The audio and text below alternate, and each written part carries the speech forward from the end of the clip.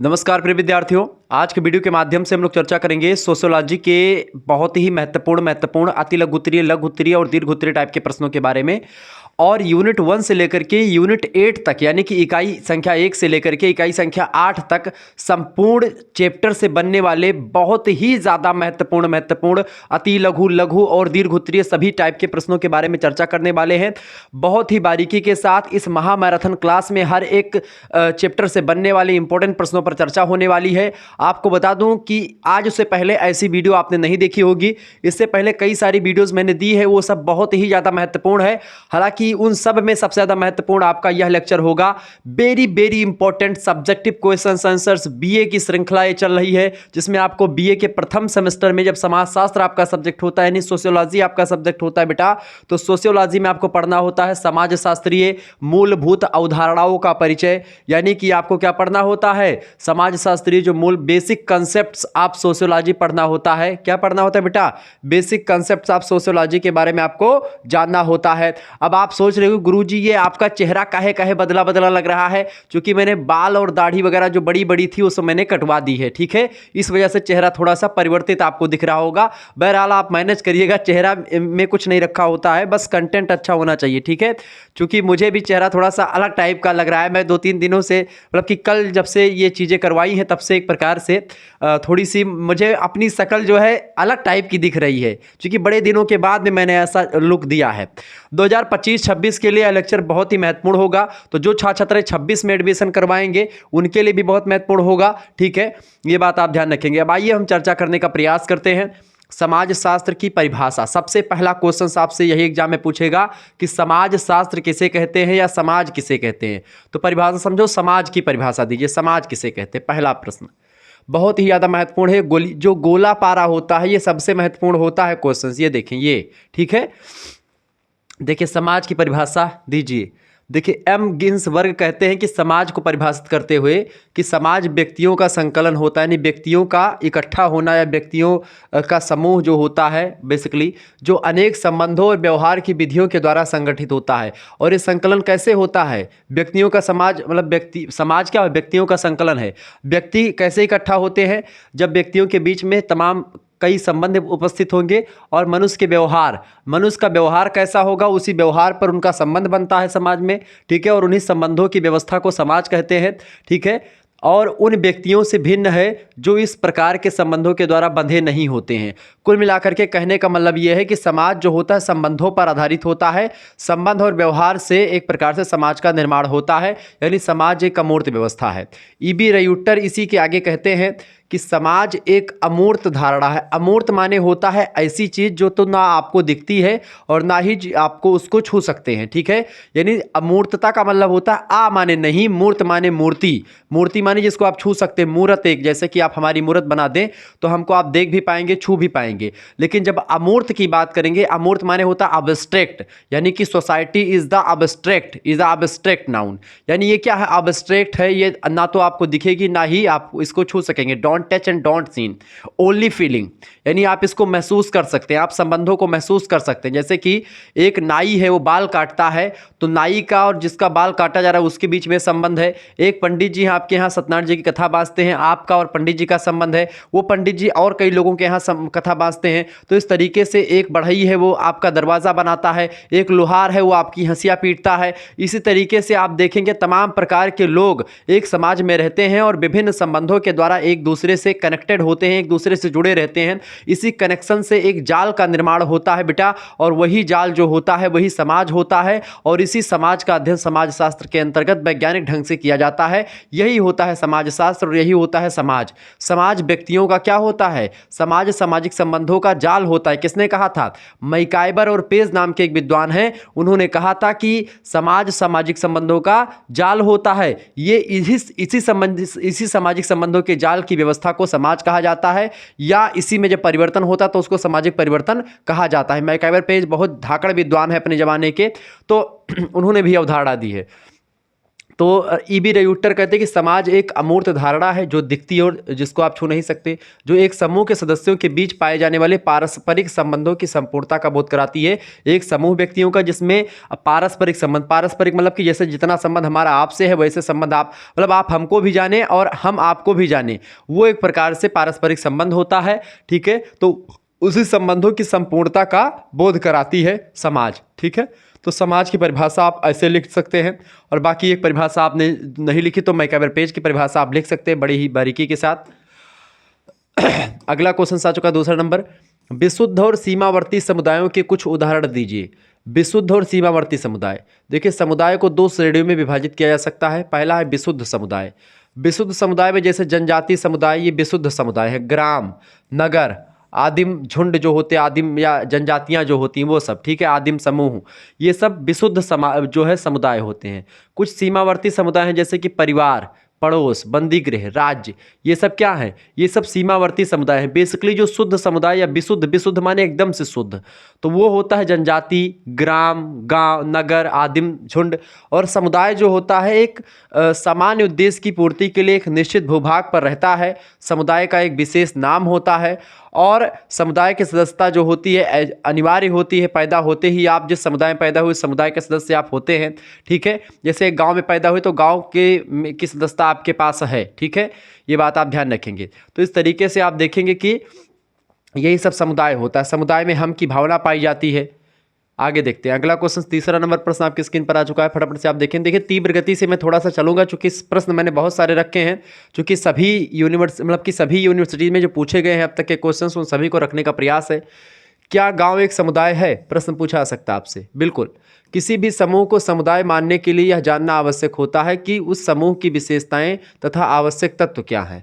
यदि उस समूह की विशेषताएं समुदाय की विशेषताओं के समान ही होती हैं तो वह समूह समुदाय कहा जाएगा। चूँकि गांव का भी एक निश्चित भूभाग होता है जो कि समुदाय की एक विशेषता क्या होती है, समुदाय की पहली विशेषता होती है निश्चित भूभाग, और चूँकि गांव का भी एक निश्चित भूभाग होता है, एक एरिया होती है।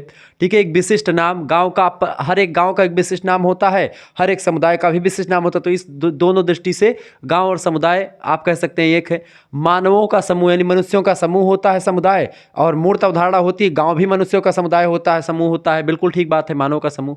हम की भावना, एक गाँव के लोगों को दूसरे गाँव के लोग अगर मारेंगे तो पूरा गाँव जो होगा वो एक प्रकार से डट करके विरोध करेगा, सामना करेगा। ठीक है, कहने का मतलब ये है कि जो है हम की भावना पाई जाती, पूरे गांव अपने आप को एक जैसा समझने का प्रयास करते हैं।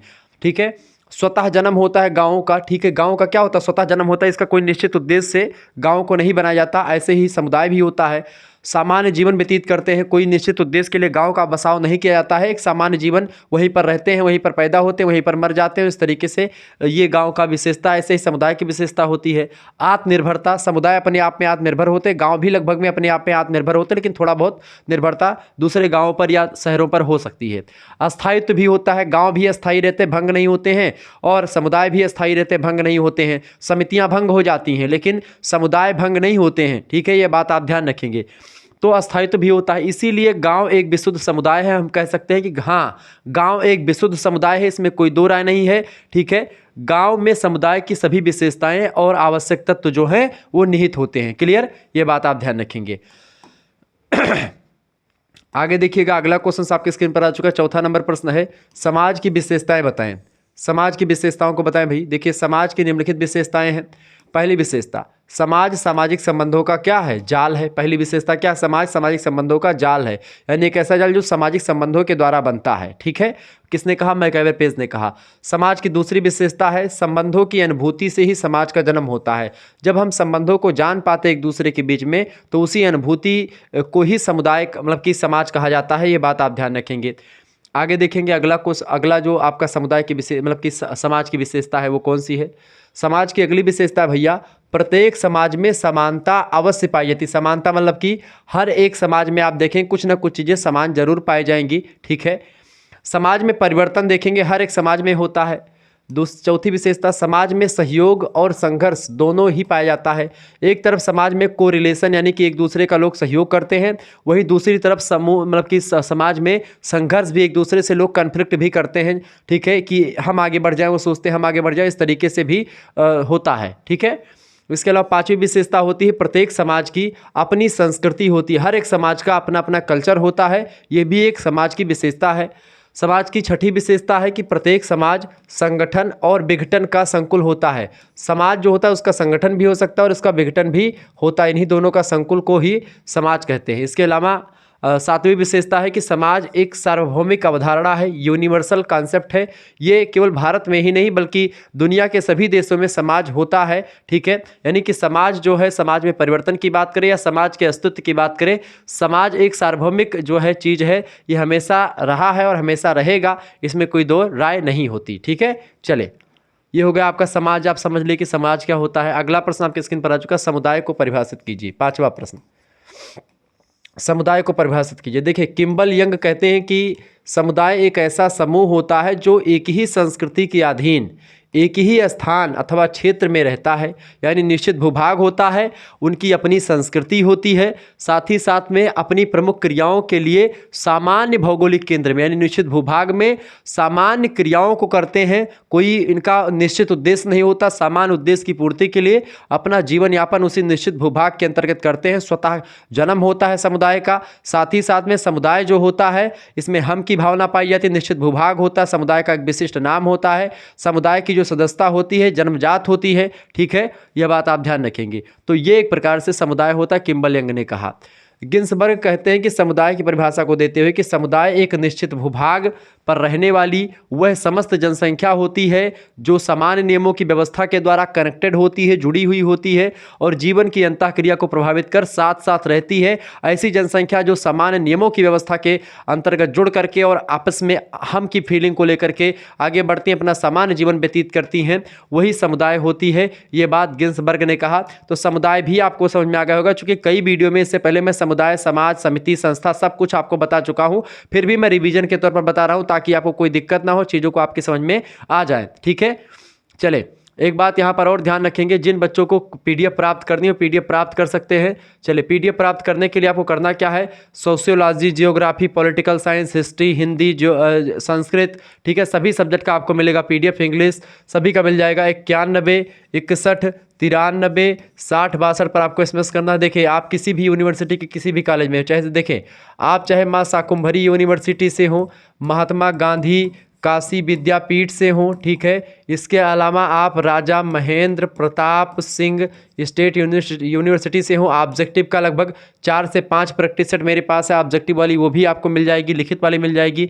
इसके अलावा चाहे आप जो है लखनऊ विश्वविद्यालय से हों, आप जो है सिद्धार्थ यूनिवर्सिटी से हों, ठीक है, आप राम मनोहर लोहिया अवध यूनिवर्सिटी से हों, आप दीनदयाल उपाध्याय गोरखपुर विश्वविद्यालय से हों, हालांकि इसका पेपर हो चुका है, बट चूंकि सेकंड सेमेस्टर का भी कोर्स लॉन्च हो गया है तो सेकंड सेमेस्टर के लिए भी व्यवस्था कर दी गई है। अब उसको कैसे प्राप्त करना है उसके लिए मैं आपको जानकारी देने वाला हूं। नाम, यूनिवर्सिटी नाम, सब्जेक्ट नेम आपको लिख करके भेज देना है, और भी यूनिवर्सिटी का नाम अभी, जैसे कि आपका हो गया DU हो गया, ठीक है। इसके अलावा आपका जैसे मतलब कि बहुत सारे विश्वविद्यालय, जैसे कि आपको मैं बता दूं, आपके जैसे कि वीर बहादुर सिंह पूर्वांचल यूनिवर्सिटी हो गया, ठीक है, CCSU हो गया, ठीक है, CSJMU हो गया, ठीक है, JNVU यानी कि जननायक चंद्रशेखर बलिया विश्वविद्यालय, चौधरी चरण सिंह मेरठ विश्वविद्यालय, छत्रपति साहू जी महाराज कानपुर विश्वविद्यालय, वीर बहादुर सिंह पूर्वांचल विश्वविद्यालय, ठीक है। इसके अलावा सिद्धार्थ यूनिवर्सिटी और महात्मा गांधी काशी विद्यापीठ, ये सब हो ही गया।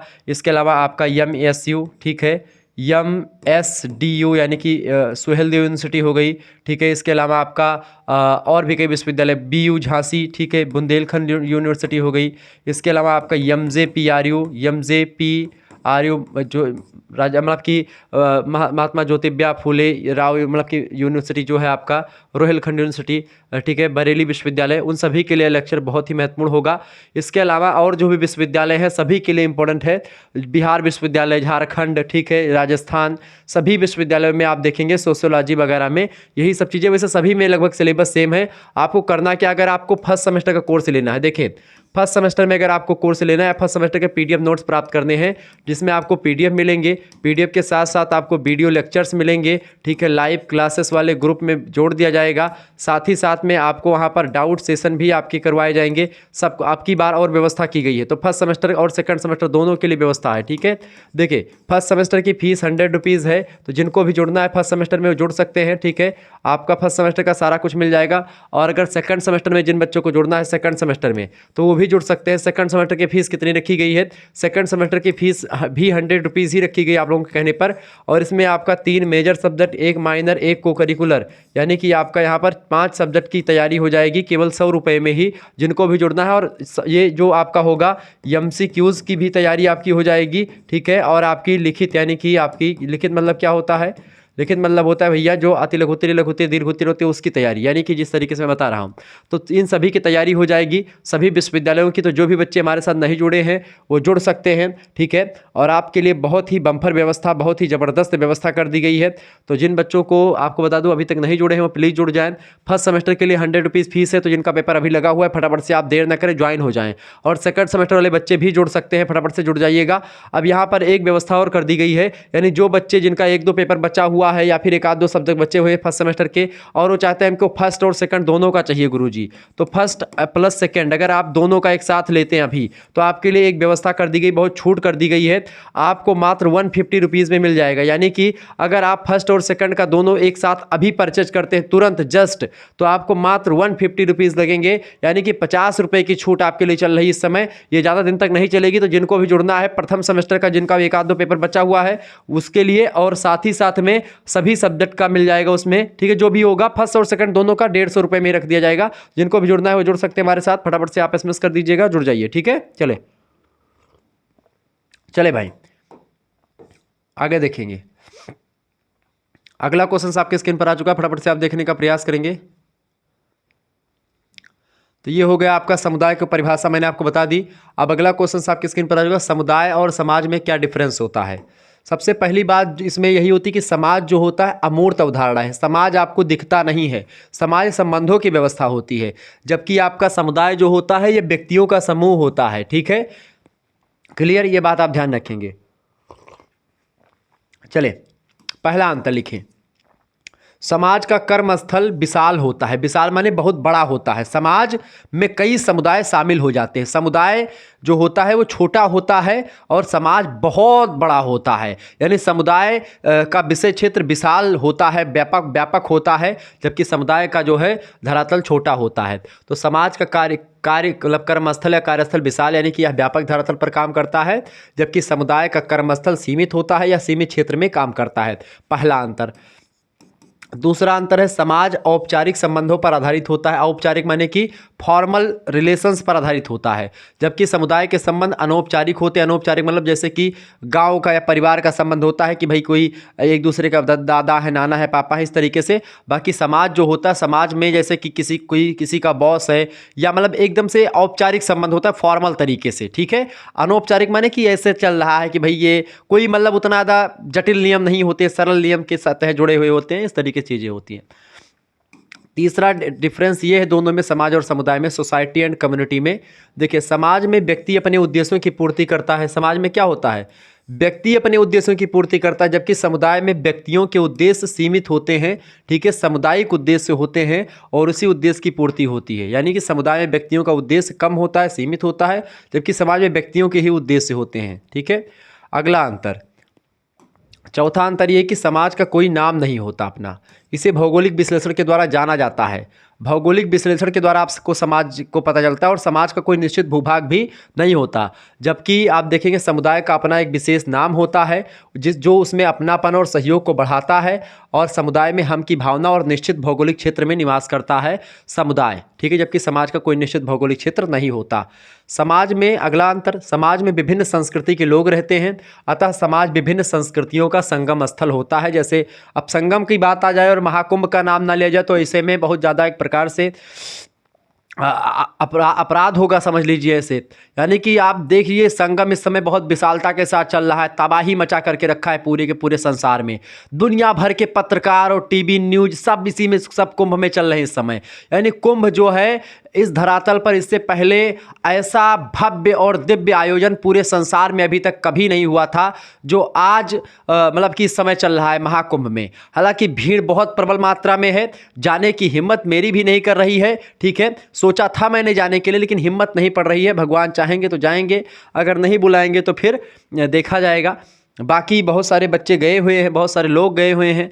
तो संगम स्थल है समाज विभिन्न संस्कृतियों का, जबकि समुदाय की अपनी एक खास संस्कृति होती है जिसे विशिष्ट संस्कृति कहा जाता है, और सामान्य नियमों की व्यवस्था के द्वारा जुड़े हुए होते हैं, जबकि नियम समाज में कई प्रकार के होते हैं। अगला अंतर ये भी आप लिख सकते हैं इसमें कि समाज एक अमूर्त धारणा है और समुदाय एक मूर्त धारणा है।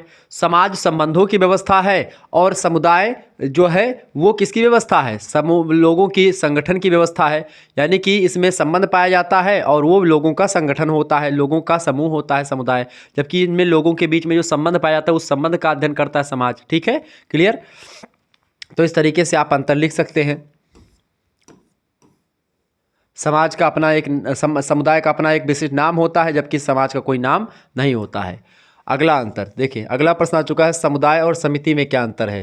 यानी कि जो है कम्युनिटी एंड एसोसिएशन में क्या डिफरेंस होता है। देखिए समितियां क्या होती हैं, अब एक मिनट ऐसा समझ ले। समिति बेटा वो एक प्रकार से संगठन होता है लोगों का, यानी व्यक्तियों का संगठन है समिति। ऐसे व्यक्तियों का संगठन है जो एक निश्चित उद्देश्य को ध्यान में रख करके इकट्ठा होते हैं, और वो एक प्रकार से उसमें स्तरीकरण पाया जाता है। स्तरीकरण में कोई उच्च पद है, किसी का कोई नीचा पद है, और अपने अपने कार्यों का, सभी का कार्यों का बंटवारा हो जाता है। समितियां बेसिकली एक ऐसे लोगों का संगठन होता है जो निश्चित उद्देश्य की प्राप्ति के लिए गठित की जाती हैं। इसकी सदस्यता बेटा ऐच्छिक होती है। अगर आप चाहो तो समिति के सदस्य हो सकते हैं, आप चाहो तो उससे निकल सकते हो। कोई हम की भावना नहीं पाई जाती है। अनौपचारिक संबंध बिल्कुल भी नहीं पाया जाता है, औपचारिकता के साथ जुड़े रहते हैं। और जब समितियों का उद्देश्य पूरा हो जाता है तो समितियां भंग हो जाती हैं। यानी कि ये अस्थायी प्रकृति की होती है, अस्थायी प्रकृति इनकी नहीं होती। समुदाय अस्थायी प्रकृति होती है, समाज अस्थायी प्रकृति का होता है, जबकि जो है समितियां जो होती है अस्थायी, यानी कि ये कभी भी भंग हो सकती हैं। जैसे उद्देश्य पूरा हुआ, भंग की कर दी गई। ठीक है, चले। समुदाय एक साध्य है क्योंकि वह अपनी आवश्यकताओं की पूर्ति स्वयं करता है समुदाय, जबकि समिति एक साधन के रूप में काम करती है जिसके माध्यम से व्यक्ति अपनी आवश्यकताओं की पूर्ति करता है। जैसे दुर्गा पूजा आया, दुर्गा पूजा में क्या किया जाता है, दुर्गा पूजा करवाने के लिए समिति बनाई जाती है और समिति दुर्गा पूजा करवाती है। तो दुर्गा पूजा निश्चित उद्देश्य हो गया, ठीक है, उसी की पूर्ति के लिए समिति बनाई गई। अगला अंतर, समुदाय अस्थायी प्रकृति की होती है, ये कभी भंग नहीं होते, जबकि समितियां अस्थायी प्रकृति की होती हैं। समुदाय की स्थापना किसी विशेष उद्देश्य को ध्यान में रख करके नहीं की जाती है। समुदाय का उद्देश्य सामान्य होता है, जबकि समिति की स्थापना बेटा एक निश्चित उद्देश्य को ध्यान में रख करके करी जाती है, और जब उद्देश्य खत्म हो जाता है तो समितियों को भंग कर दिया जाता है। ठीक है, और उद्देश्य पूर्ति होने के बाद समिति को समाप्त कर दिया जाता है। तो मेरे हिसाब से आपको बहुत ही बारीकी के साथ सारी चीज़ें समझ में आ रही होंगी, और ऐसा इस तरीके से आपको पूरे YouTube पर कोई नहीं समझा पाएगा जिस तरीके से मैं आपको खोल खोल करके एक पॉइंट को समझा रहा हूं। समुदाय का स्वतः विकास होता है, जबकि समिति की स्थापना जानबूझ करके, सोच विचार करके, खूब विश्लेषण करके तब करी जाती है। चौथी बात, समुदाय का सदस्य व्यक्ति अपने जन्म के साथ ही बन जाता है, जबकि समितियों की सदस्यता ऐच्छिक होती है। आप चाहो तो समिति के सदस्य बन सकते हो, आप चाहो तो नहीं बन सकते हो। जबकि समुदाय में क्या होता है, पैदा हुए तो डिसाइड होगा कि आप फला समुदाय के हो। ठीक है, चले। 8वां प्रश्न, संस्था के लक्षण बताएं। संस्था को बोलते हैं आप मतलब कि क्या बोलते हैं, इंस्टीट्यूशन बोलते हैं। ठीक है, ये बात ध्यान रखेंगे। देखिए गिलिन और गिलिन संस्था के 6 लक्षण बताते हैं। पहला लक्षण, संस्था क्या होती है, जैसे समितियों के बीच में जो नियमों की व्यवस्था होती, कोई समिति बनाई गई, कोई समुदाय है, कोई समाज है या कोई समूह है, उसमें जो नियमों की व्यवस्था होती है वही नियमों की व्यवस्था संस्था कहलाती है। ठीक है, जैसे एक स्कूल है, अब स्कूल एक संस्था क्यों कहा जाता है, क्योंकि स्कूल जो होता है संबंधों की व्यवस्था नहीं, स्कूल जो होता है बेटा वो नियमों की व्यवस्था होती है, स्कूल में नियम कायदे चलते हैं। ठीक है, ये बात आप ध्यान रखें। यानी कि संस्कृति व्यवस्था की इकाई सबसे पहला लक्षण इसका। दूसरी, अधिक स्थायित्व होता है इसमें। सुस्पष्ट और अथवा अनेक उद्देश्य होते इसके संस्था के। सांस्कृतिक उपकरण है ये, प्रतीक चिन्ह होता है, संस्था का अपना एक प्रतीक होता है, ठीक है। संस्था की अपनी परंपरा होती है। तो संस्था भी कैसी, संस्था एक अमूर्त धारणा होती है, संस्था अमूर्त धारणा है। और देखिए समाज और संस्था, समाज और संस्था ये दोनों चीज़ें क्या हैं, अमूर्त होती हैं बेटा।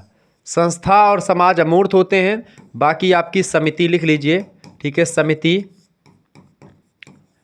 समूह, समिति समूह, और एक और आपका बच रहा है समिति समूह और समुदाय, ठीक है, समुदाय। ये आपके मूर्त होते हैं, इनको आप देख पाएंगे, छू पाएंगे, ठीक है, जबकि आप इनको देख और छू नहीं पाएंगे। तो ये आप नोट डाउन कर लीजिएगा, इसको फटाफट से करिए नोट डाउन। चले, संस्था का क्या काम होता है बताएं, संस्था के कार्य बताइए। देखिए संस्था के प्रमुख कार्य निम्नलिखित हैं। पहला काम है मानव आवश्यकताओं की पूर्ति करता है, ठीक है, यानी संस्थाएं स्वयं के साध्य, संस्थाएं स्वयं में अपने आप में साध्य नहीं बल्कि मानवीय आवश्यकताओं की पूर्ति का साधन मात्र हैं। यानी मानवीय आवश्यकताओं को पूरा करने के लिए संस्थाओं का निर्माण होता है, ठीक है। दूसरी बात, पद और कार्य भूमिका प्रदान, मतलब पद और कार्य प्रदान करना। संस्थाओं की महत्वपूर्ण विशेषता यह होती है कि वे अपने सदस्यों के पदों और कार्यों का निर्धारण करते हैं। जैसे कि ऑफिस है, अब ऑफिस के द्वारा डिसाइड होता है कि कौन सा टीचर किस घंटे में कौन सा चीज़ पढ़ाएगा, ये डिसाइड होता है ना। तो वही चीज़ यहाँ पर यानी नियमों की व्यवस्था होती है संस्था एक, क्लियर। तीसरी इसका कार्य होता है संस्था का कि अनुरूपता उत्पन्न करना। अनुरूपता का तात्पर्य एक रूपता से होता है जो बाह्य और आंतरिक दोनों प्रकार की होती हैं। संस्थाएं सभी व्यक्तियों के सामने समान आदर्श रखती हैं, समान नियम होता है, उसको उसके हिसाब से फॉलो करना होता है, अपने अपने हिसाब से लोग उसको फॉलो करते हैं। चौथा, व्यक्ति के कार्य को सरल बनाना। समाज सामाजिक संबंधों की एक जटिल व्यवस्था होती है। समाज इतना जटिल है कि इसमें व्यक्ति उचित और अनुचित का निर्धारण ही नहीं कर पाता कि क्या उचित है हमारे लिए, क्या अनुचित है। इस जटिल परिस्थिति में संस्थाएं व्यक्ति का मार्गदर्शन करती हैं। संस्थाएं हमको यह बताती हैं कि समाज के लिए क्या अच्छा है, क्या बुरा है, क्या करना चाहिए, क्या नहीं करना चाहिए। सामाजिक नियमों की व्यवस्था करना हुआ, सामाजिक मूल्यों को बताना हो तो संस्थाएं बताती हैं। संस्थाओं के द्वारा ही यह निश्चय होता है कि व्यक्ति कौन सा काम करना है व्यक्ति को और कौन सा काम व्यक्ति को नहीं करना चाहिए। ये संस्थाएं ही डिसाइड करती हैं, यह बात आप ध्यान रखेंगे। आगे बढ़िएगा, अगला क्वेश्चन आपके स्क्रीन पर आ चुका है, बहुत ही जबरदस्त क्वेश्चन आ चुका है। संस्था किसे कहते हैं, उदाहरण सहित स्पष्ट कीजिए। देखिए संस्था सामाजिक नियमों तथा कार्य प्रणालियों की एक व्यवस्था होती है, सिस्टम होता है, और सिस्टम दिखता नहीं है, ठीक है, सिस्टम दिखाता है लोगों को, क्लियर। जो सामाजिक मूल्यों के अनुसार व्यक्तियों को अपने उद्देश्य पूरा करने की अनुमति देता है कि आप अपने उद्देश्यों की पूरा करें, लेकिन सामाजिक मूल्यों को ध्यान में रख करके पूरा करें। इस बात की एक प्रकार से पुष्टि करता है कौन सा काम करना है, कौन सा काम नहीं करना, वो संस्था होती है। शाब्दिक अर्थ की दृष्टि से यदि देखा जाए तो संस्था संस्कृत भाषा के दो शब्दों से मिलकर के बनी है। पहला शब्द है सम और दूसरा है आस्था, ठीक है। सम का मतलब होता है एक साथ और आस्था का मतलब होता है बैठना, यानी एक साथ बैठना ही क्या होता है, संस्था होता है। यानी कि जो है व्यक्तियों के एक साथ बैठ करके कार्य करने से संस्था का बोध होता है, परंतु समाजशास्त्रीय दृष्टि से संस्था का अर्थ इससे बहुत बड़ा होता है, विस्तृत होता है। केवल एक साथ बैठ करके काम करने को ही संस्था नहीं कहते हैं। समाजशास्त्रीय अर्थ में अगर देखें तो संस्था मानव की आवश्यकताओं की पूर्ति का वह शक्तिशाली, नियम अनुकूल तथा अमूर्त संगठन होता है। मैंने क्या बताया था, अमूर्त, दैट इज अब्स्ट्रैक्ट, ठीक है। अमूर्त संगठन, अब्स्ट्रैक्ट ऑर्गेनाइजेशन होता है संस्था, जिसे समाज या सरकार की स्वीकृति भी प्राप्त होती है, जिसका क्रमशः विकास होता है धीरे धीरे। धर्म, विवाह के नियम, उत्तराधिकारी के नियम, संविधान, परीक्षा प्रणाली, ये सब संस्था के प्रमुख उदाहरण हैं, ठीक है। जैसे आपके एग्जाम कैसे करवाने, ये भी एक संस्था के अंतर्गत ही आता है, संस्था ही डिसाइड करती है। विवाह एक संस्था है, ठीक है, ये बात ध्यान। ग्राम एक समुदाय है, विवाह एक संस्था है, क्लियर। ये सब चीज़ें आप ध्यान रखेंगे। तो ये संस्था और समिति और समाज और इन सभी के बारे में आप जान चुके। 4-5 टॉपिक आपका क्लियर हो गया इतने देर में, समाज वगैरह। अगला क्वेश्चन आपके स्क्रीन पर आ चुका है, फटाफट से आप देखेंगे। प्रश्न आ चुका है भैया कि समाज शास्त्र की उत्पत्ति के बारे में आप क्या जानते हैं। ये आपसे पूछ रहा है, मुझसे नहीं पूछ रहा है, आपसे पूछेगा कि भैया फलाने आप जो है समाज शास्त्र के बारे में क्या जानते हो, क्यों पढ़ रहे हो समाजशास्त्र बीए में? फर्स्ट सेमेस्टर में एडमिशन लिए हो तो आपको कुछ पता तो होना चाहिए कि समाज है का हो, समाज का हुए, समाज के का कहत हैं, समाज का काव कहा जात है, या का जब आप जन्मो तब है तो पढ़बो। यही लिए आपका वो टारगेट करके पूछा चाहता है एग्जामिनर कि जो बीए में लड़कवा पढ़त है, बीए में बिटिवा पढ़ रही है, तो कुछ जानत ही कि बस वैसे पढ़ते ही ब्याह करे के चक्कर में। जैसे क्या होता है गाँव वगैरह में, कुछ लोग कहते हैं कि क्या कर रहे हो भैया, कहें बीए कर रहे हैं। अच्छा बीए कर रहे हो, अरे बीए का हुए, मौज लेने लगते हैं। उनको खींच करके एक थप्पड़ मारिएगा कभी। बीए बहुत कुछ है बेटा, कह दो कि बीए में आकर के एक बार शुक्ला सर से मिल लो, और नहीं तो हम ही से मिल लो, पहले हम ही निपटा दे तुमको, उसके बाद में फिर मिलना हमारे गुरुजी से। बीए बता दो कि बीए वो शक्तिशाली एक प्रकार से विद्या की व्यवस्था है, ज्ञान की व्यवस्था है, जो अन्य कहीं पर नहीं मिलेगी। आपका जीवन कैसा जीना है, आपका समाज में उठने बैठने का तौर तरीका, बोलने चालने का तौर तरीका आपको मतलब कि समाजशास्त्र में पता चलता है। समाज जो होता है वो आपका रिलेशन मजबूत करने के लिए पढ़ाया जाता है। अगर आप समाज शास्त्र के अच्छे ज्ञाता है तो पति पत्नी में कभी झगड़ा नहीं होगा, ठीक है। समाज शास्त्र, गृह विज्ञान, ये सब ऐसे सब्जेक्ट हैं। गृह विज्ञान अगर लड़की पढ़ी हुई है, समाज शास्त्र लड़का पढ़ा हुआ है, बहुत बढ़िया पति पत्नी में बैठेगा, मजा आ जाएगा, पूरा जीवन उसका आनंद स्वरूप से बीतेगा। और करो बीएससी, करो बीटेक, रोज मार हुए तीसरे दिन उनके घर में, ठीक है। ऐसे ही और तमाम प्रकार की चीजें हैं, जैसे कि आप पढ़ लिए, गणित मैथ खूब पढ़े हो, संबंधों के बारे में पता ही नहीं है आपको कि प्रेम किया कैसे जाता है, कैसे लोगों को मनाना है, किस सिचुएशन में कौन सी बातों को बोलना है। आपको जब ये पता ही नहीं है तो पत्नी गुस्सा तो होएगी, पत्नी गुस्सा हुई तो उसको मनाना कैसे है, सब कुछ आपको यहाँ पर मिल जाएगा। तो बीए में मनोविज्ञान है, लोगों की अंतरात्माओं को पढ़ने का शैली देती है वो। बीए में ही आप देखते हैं हर एक चीज़ के बारे में बताया जाता है। तो कहीं ना कहीं पे बीए एक ऐसी शिक्षा की व्यवस्था है या एक ऐसा ग्रेजुएशन लेवल का कोर्स है जो मेरे हिसाब से जो बच्चा अगर अच्छे तरीके से पढ़ ले तो उसका जो जीवन है बहुत अच्छे तरीके से बीतेगा।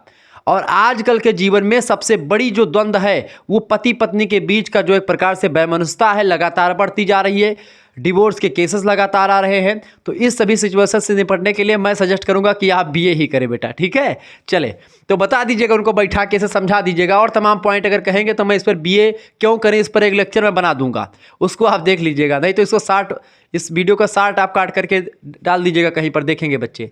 चले तो समाजशास्त्र की उत्पत्ति के बारे में आप क्या जानते हैं? देखिए, समाजशास्त्र की उत्पत्ति का श्रेय फ्रांस के एक विद्वान थे, उनका नाम था अगस्त काम्टे। अगस्त काम्टे नाम के व्यक्ति को जाता है। अगस्त काम्टे वह व्यक्ति है जिसने समाजशास्त्र को पहले सामाजिक भौतिकी कहा, लेकिन फिर उसके दिल में खलबली मस्ती रही। उसने कहा है सामाजिक भौतिकी क्या है यार, तो ये तो भौतिक शास्त्र हो जाएगा, नहीं सामाजिक भौतिकी कहना उचित नहीं। सोशियो फिजिक्स उसने अंग्रेजी में कहा था। फ्रांस का निवासी था, विद्वान तो था ही अगस्त काम्टे। कहा कि छोड़ो, 1838 का समय आता है। 1838 ईस्वी के समय में अगस्त काम्ट नाम के विद्वान ने इसी सामाजिक भौतिकी को, जो पहले सामाजिक भौतिकी कहा था समाजशास्त्र को, उसी को कहा कि सामाजिक भौतिकी नहीं, ये तो समाज का शास्त्र है, यानी कि ये समाज शास्त्र है, सोशियोलॉजी है। सोशियस और लोगास दो शब्दों से मिलकर के समाज शास्त्र की निष्पत्ति करवाया, और इस तरीके से सोशियोलॉजी शब्द जो है 1838 में दिया, और उसी क्षण से समाज शास्त्र के जनक के रूप में अगस्त काम्टे मशहूर हो जाता है। और दुनिया भर में एक प्रकार से समाज शास्त्र के फादर ऑफ सोशियोलॉजी कहे जाने वाले अगस्त काम्टे की मृत्यु भी आप देखते हैं 1857 ईस्वी के आसपास हो जाती है। आप देखेंगे ये अमर हो जाते हैं अगस्त काम्टे। अगस्त काम्टे प्रत्यक्षवाद की अवधारणा देता है, समाज शास्त्र को एक विज्ञान मानते हैं अगस्त काम्टे। अगस्त काम्टे कहते हैं जो देखो, जो सुनो, मतलब कि जो सुनो उस पर विश्वास ना करो, जिसको आप आसपास जाकर के देखो, वहां पर रिसर्च करो, उसके बाद में कोई मुद्दा कोई चीज बताओ। प्रत्यक्षवाद की बात करता है अगस्त काम्टे। अगस्त काम्टे बहुत ही विद्वान आदमी थे, ये बात आप ध्यान रखें। अगस्त काम्टे के बाद में आप देखेंगे जो है हर्बर्ट स्पेंसर समाज का स्वाभाविक सिद्धांत देने के लिए आ जाते हैं। मैक्स वेबर सत्ता की अवधारणा देता है। इमाइल दुर्खीम आत्महत्या के सिद्धांत को लेकर के प्रस्तुत होता है, कोई मिला करके। अच्छा, समाजशास्त्र का इंग्लिश पिता किसे कहते हैं? समाजशास्त्र का इंग्लिश पिता कहते हैं हर्बर्ट स्पेंसर को, ठीक है। हर्बर्ट स्पेंसर समाज का स्वाभाविक एकता का सिद्धांत दिया, समाज का उद्विकास का सिद्धांत दिया, समाज को कहा कि शरीर की भांति होता है, ठीक है। जिस तरीके से समाज का निर्माण समाज के तमाम अंगों से मिलकर के होता है, ऐसे ही शरीर का निर्माण जिस तरीके से तमाम अंगों से मिलकर के होता है, ऐसा समाज का निर्माण, समाज के तमाम प्रकार के जो मूल्य, तमाम प्रकार की जो संरचना होती है, सामाजिक संरचना, उसमें तमाम प्रकार के समाज के अंग मिलकर के तब समाज का निर्माण करते हैं। कुल मिलाकर के समाज जो है बहुत जबरदस्त विषय वस्तु होती है, और इसके बारे में कहा गया कि दार्शनिक थे अगस्त काम्टे को जाना जाता है, जिन्होंने सर्वप्रथम 1838 में सर्वप्रथम सोशियोलॉजी शब्द का प्रयोग किया। अतः काम्टे को समाजशास्त्र का पिता यानी फादर ऑफ सोशियोलॉजी कहा जाता है। समाजशास्त्र के विकास की प्रथम अवस्था यूरोप में शुरू हुई। यूरोप यानी एक महाद्वीप है, उसमें फ्रांस जो है देश है वहीं शुरू हुई, फिर इंग्लैंड में शुरू हुआ, अमेरिका, सभी जगहों पर।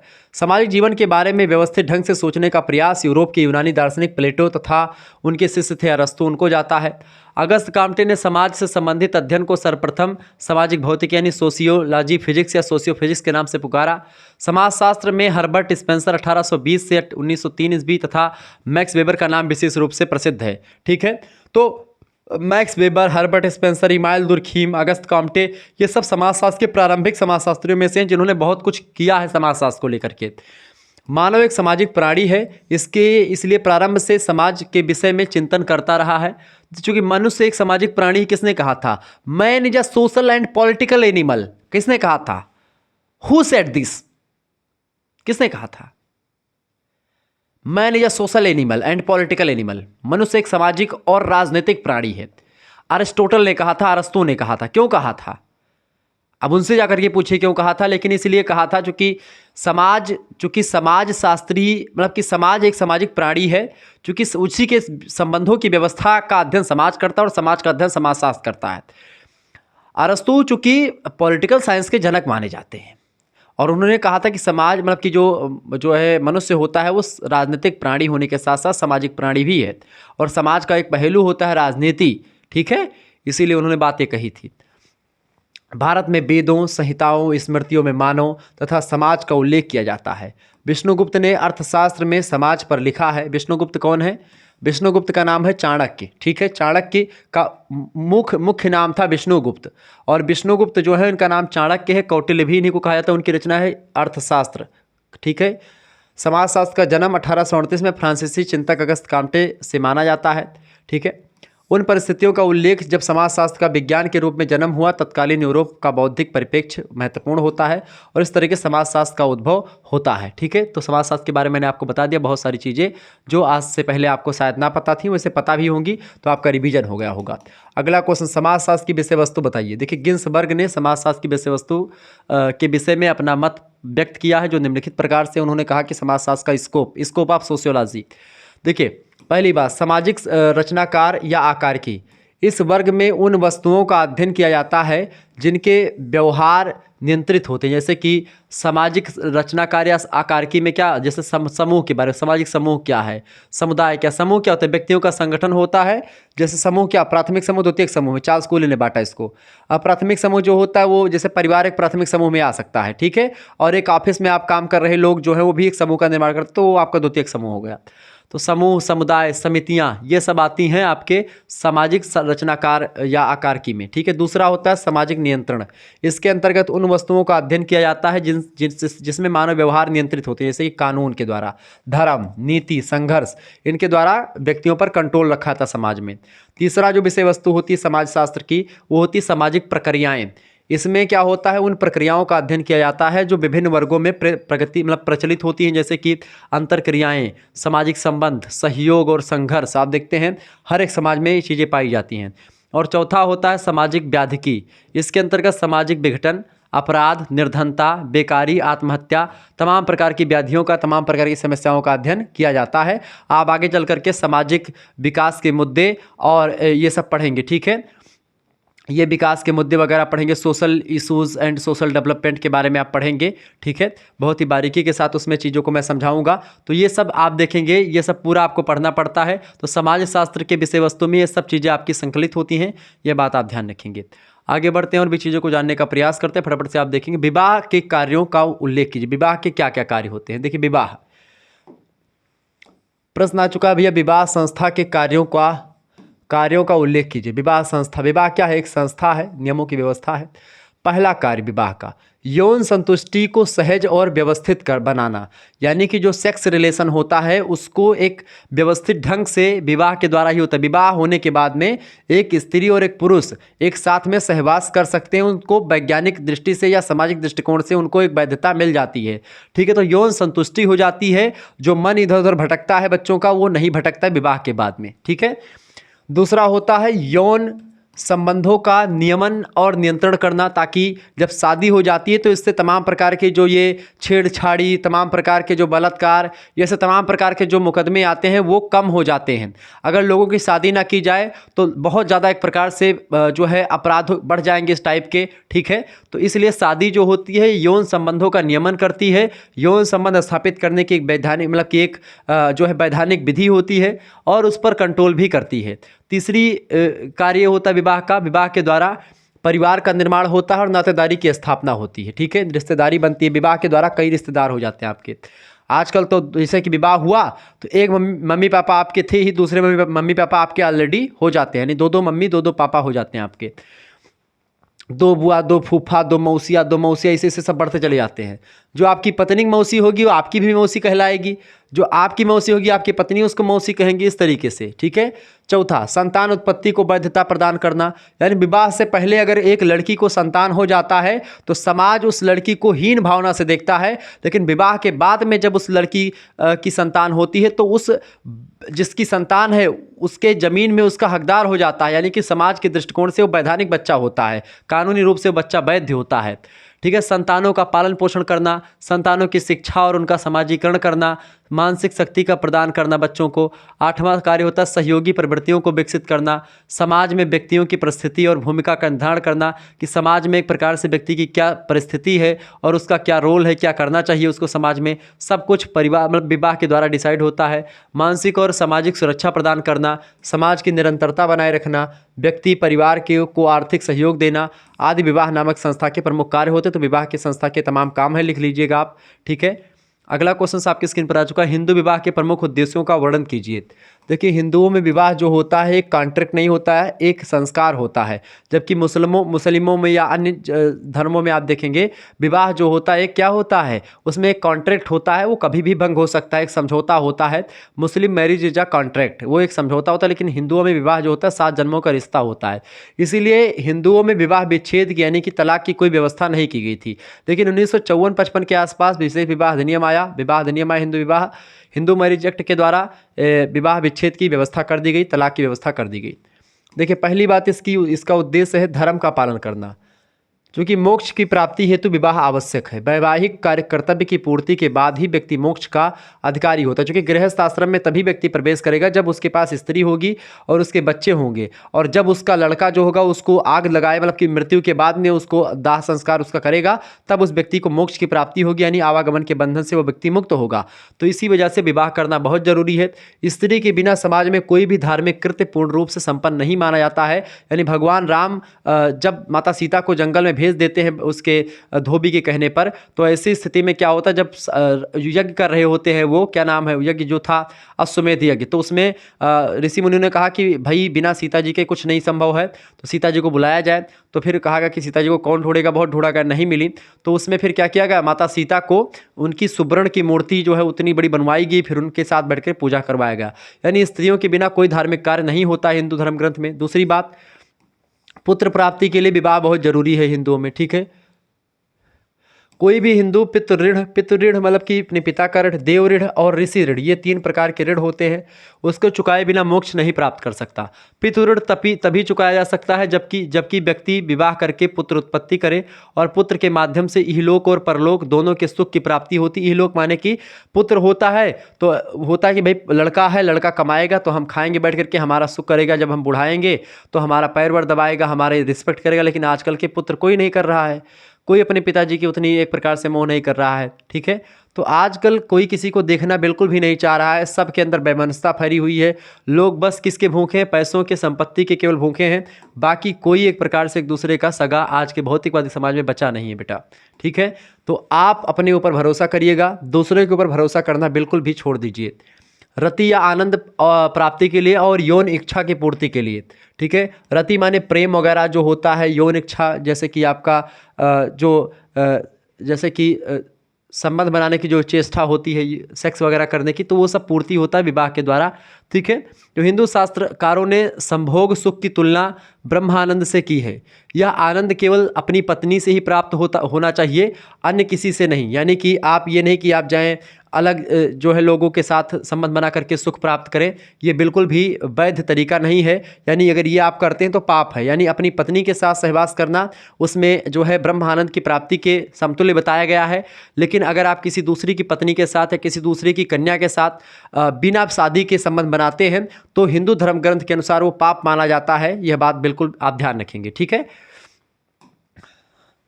चौथा, सामाजिक उद्देश्य। देखिए, पारिवारिक कर्तव्यों का पालन, माता पिता की सेवा, पारिवारिक की परंपराओं का पालन करना, व्यक्तित्व का विकास यानी पर्सनालिटी डेवलपमेंट, इन सभी का उद्देश्य मतलब विवाह के द्वारा ये सब चीज़ें होती हैं हिंदुओं में। अगला प्रश्न आपकी स्क्रीन पर आ चुका है। प्रश्न है, हिंदू विवाह की क्या विशेषताएं हैं। देखिए, हिंदू विवाह की कई विशेषताएं। पहली विशेषता, हिंदू विवाह एक धार्मिक संस्कार है। दूसरी बात, हिंदू विवाह में विभिन्न प्रकार के संस्कारों का महत्व है। 16 संस्कार हैं जिनमें से विवाह भी एक संस्कार है।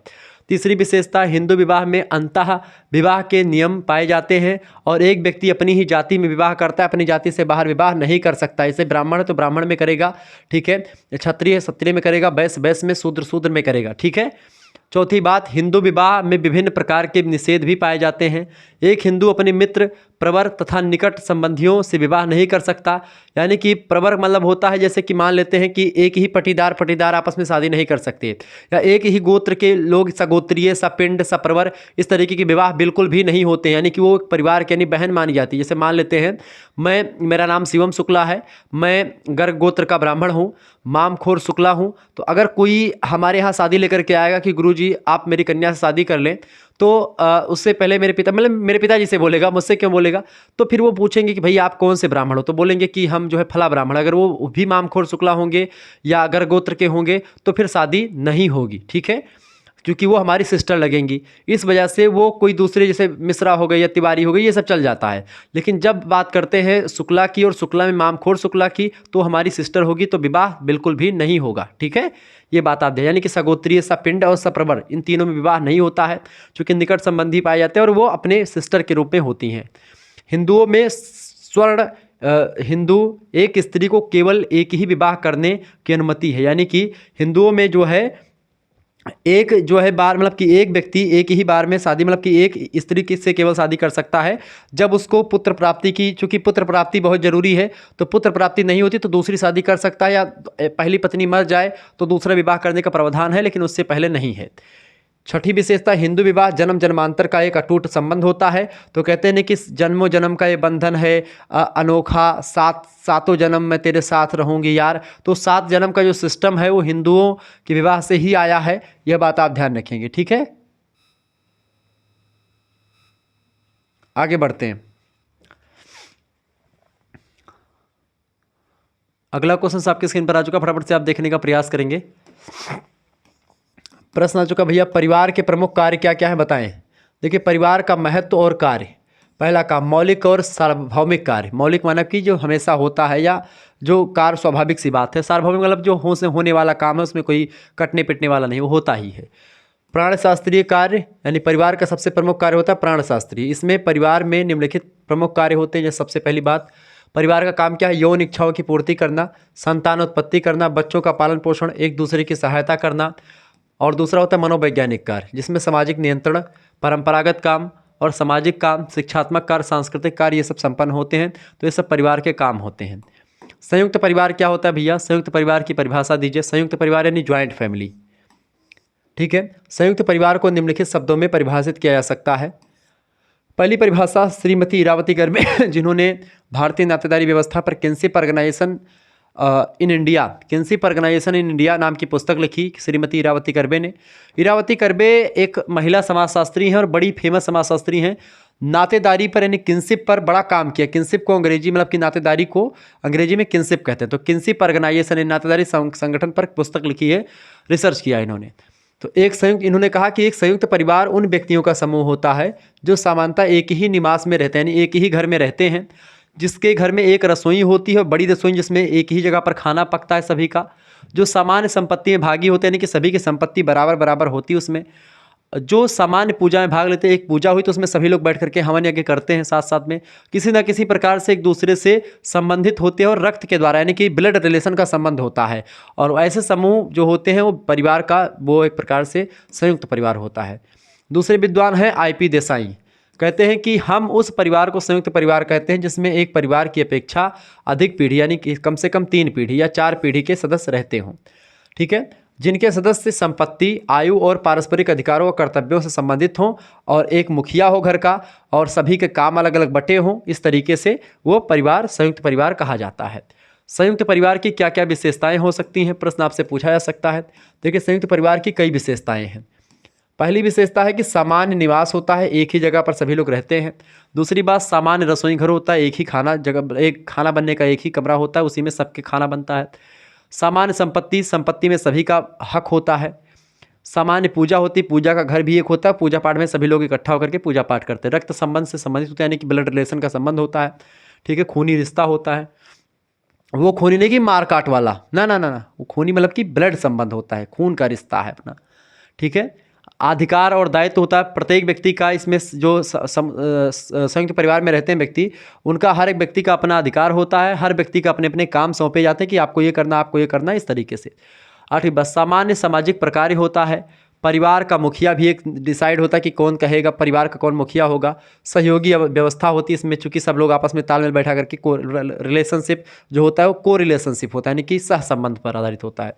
सदस्यों में एक निश्चित संस्तरण होता है, यानी कि कोई ऊंचा कोई नीचा, कोई स्तर बड़ा छोटा, इस तरीके सबका व्यवस्था होती है। सब एक दूसरे का कहना सुनना मानते हैं।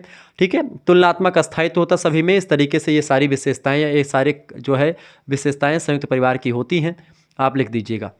अगला क्वेश्चन आपकी स्क्रीन पर आ चुका है। नातेदारी क्या होता है? किनशिप। नातेदारी का आशय व्यक्ति के उन संबंधों से होता है जो रुधिर पर आधारित हैं या समाज द्वारा अनुमत हैं। रुधिर माने खून पर आधारित है, खूनी रिश्ता, और समाज द्वारा अनुमत विवाह हुआ करने के बाद में जो बना आपका। संक्षेप में नातेदारी व्यवस्था उन संबंधों का समावेश होता है जो अनुमानित या वास्तविक रक्त संबंधों पर आधारित होते हैं। मार्गन नाम के एक विद्वान है, इनका मत है कि जो शब्द नातेदारी को स्पष्ट करते हैं वे 2 प्रकार के होते हैं। पहला वर्ग सूचक यानी क्लासिफिक्टरी, और दूसरे संबंध सूचक, जिसको आप जो है डिस्क्रिप्टिव बोलते हैं। ये वर्ग सूचक शब्द से संबंध निकटवर्ती हैं। इससे इसके विपरीत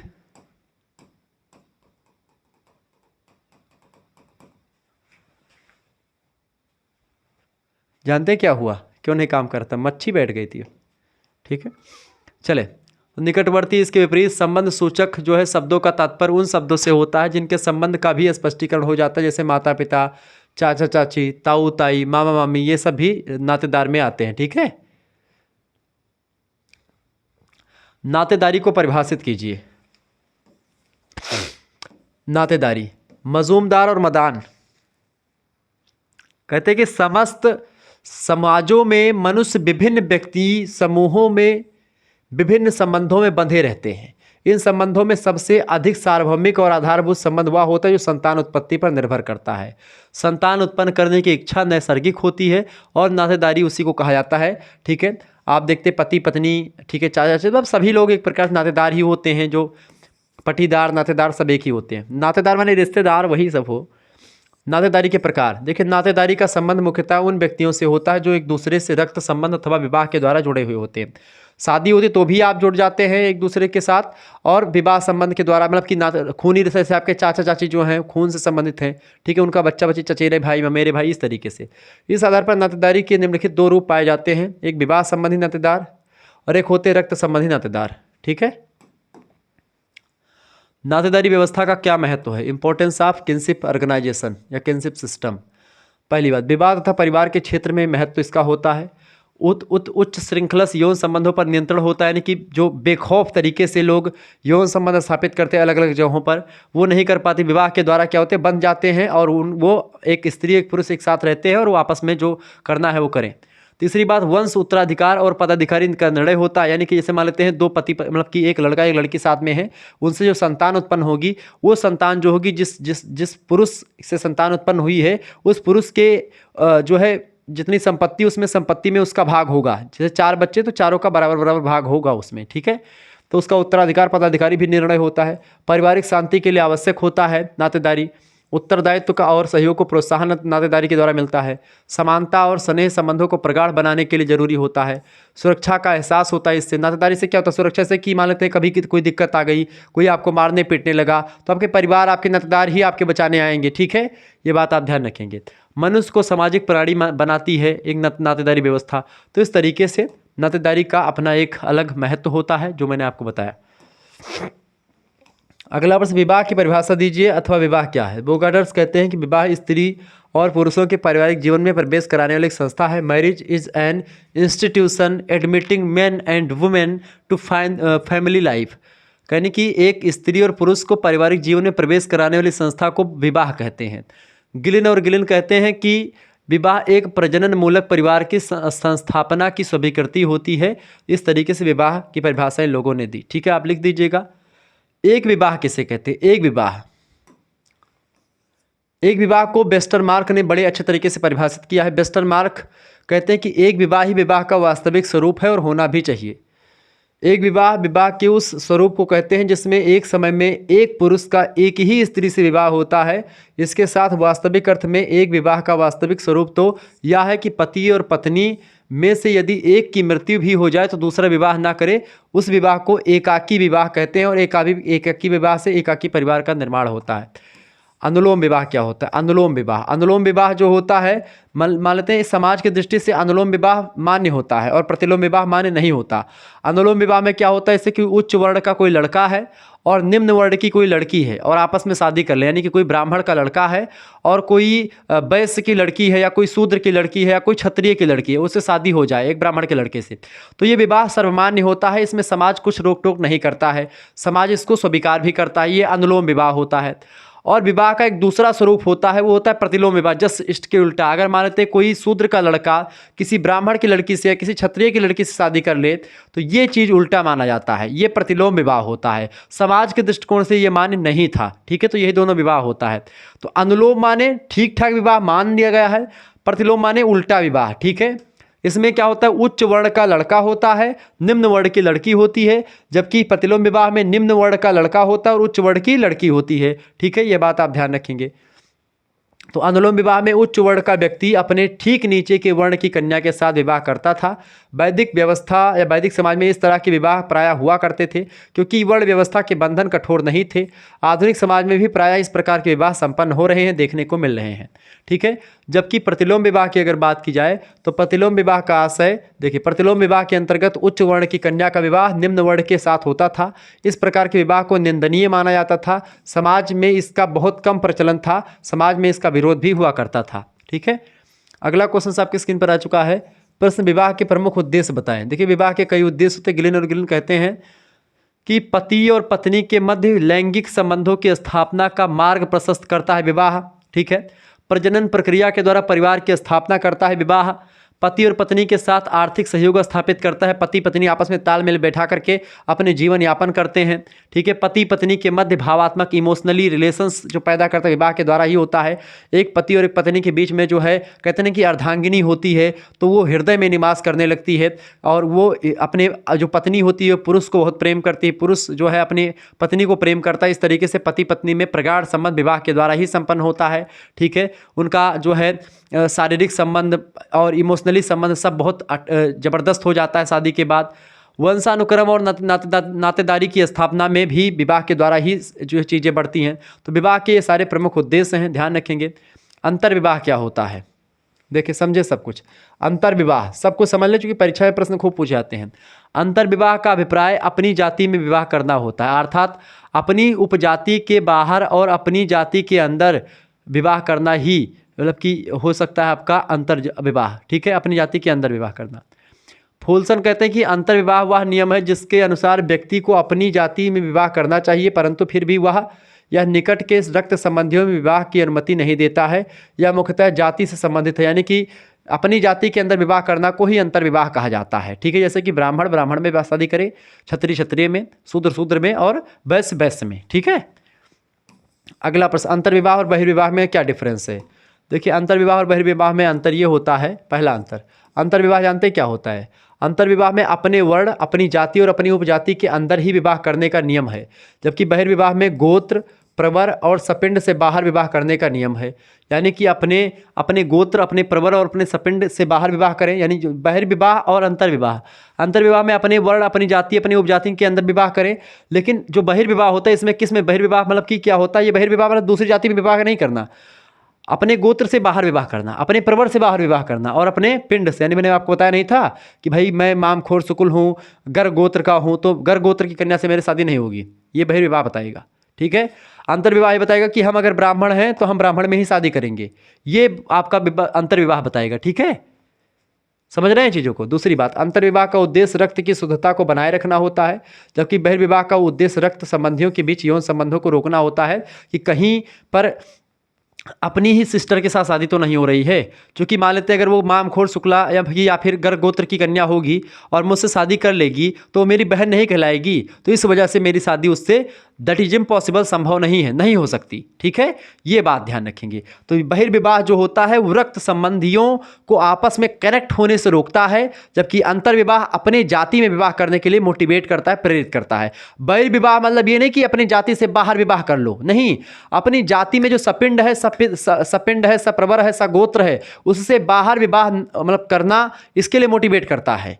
अपनी जाति से बाहर विवाह करने के लिए प्रेरित नहीं करता है, अपने मतलब ताकि आप अपनी सिस्टर से विवाह ना कर ले या अपने भाई से विवाह ना कर ले, इसको रोकता है। ठीक है, बहिर्विवाह, ताकि रक्त संबंधियों के बीच यौन संबंध स्थापित ना हो जाए। ठीक है, अगला क्वेश्चन आ चुका, शिक्षा की 2 परिभाषा दीजिए। देखिए, शिक्षा की दोनों परिभाषा निम्नलिखित है। पहला महात्मा गांधी ने दी, बड़ी जबरदस्त परिभाषा है।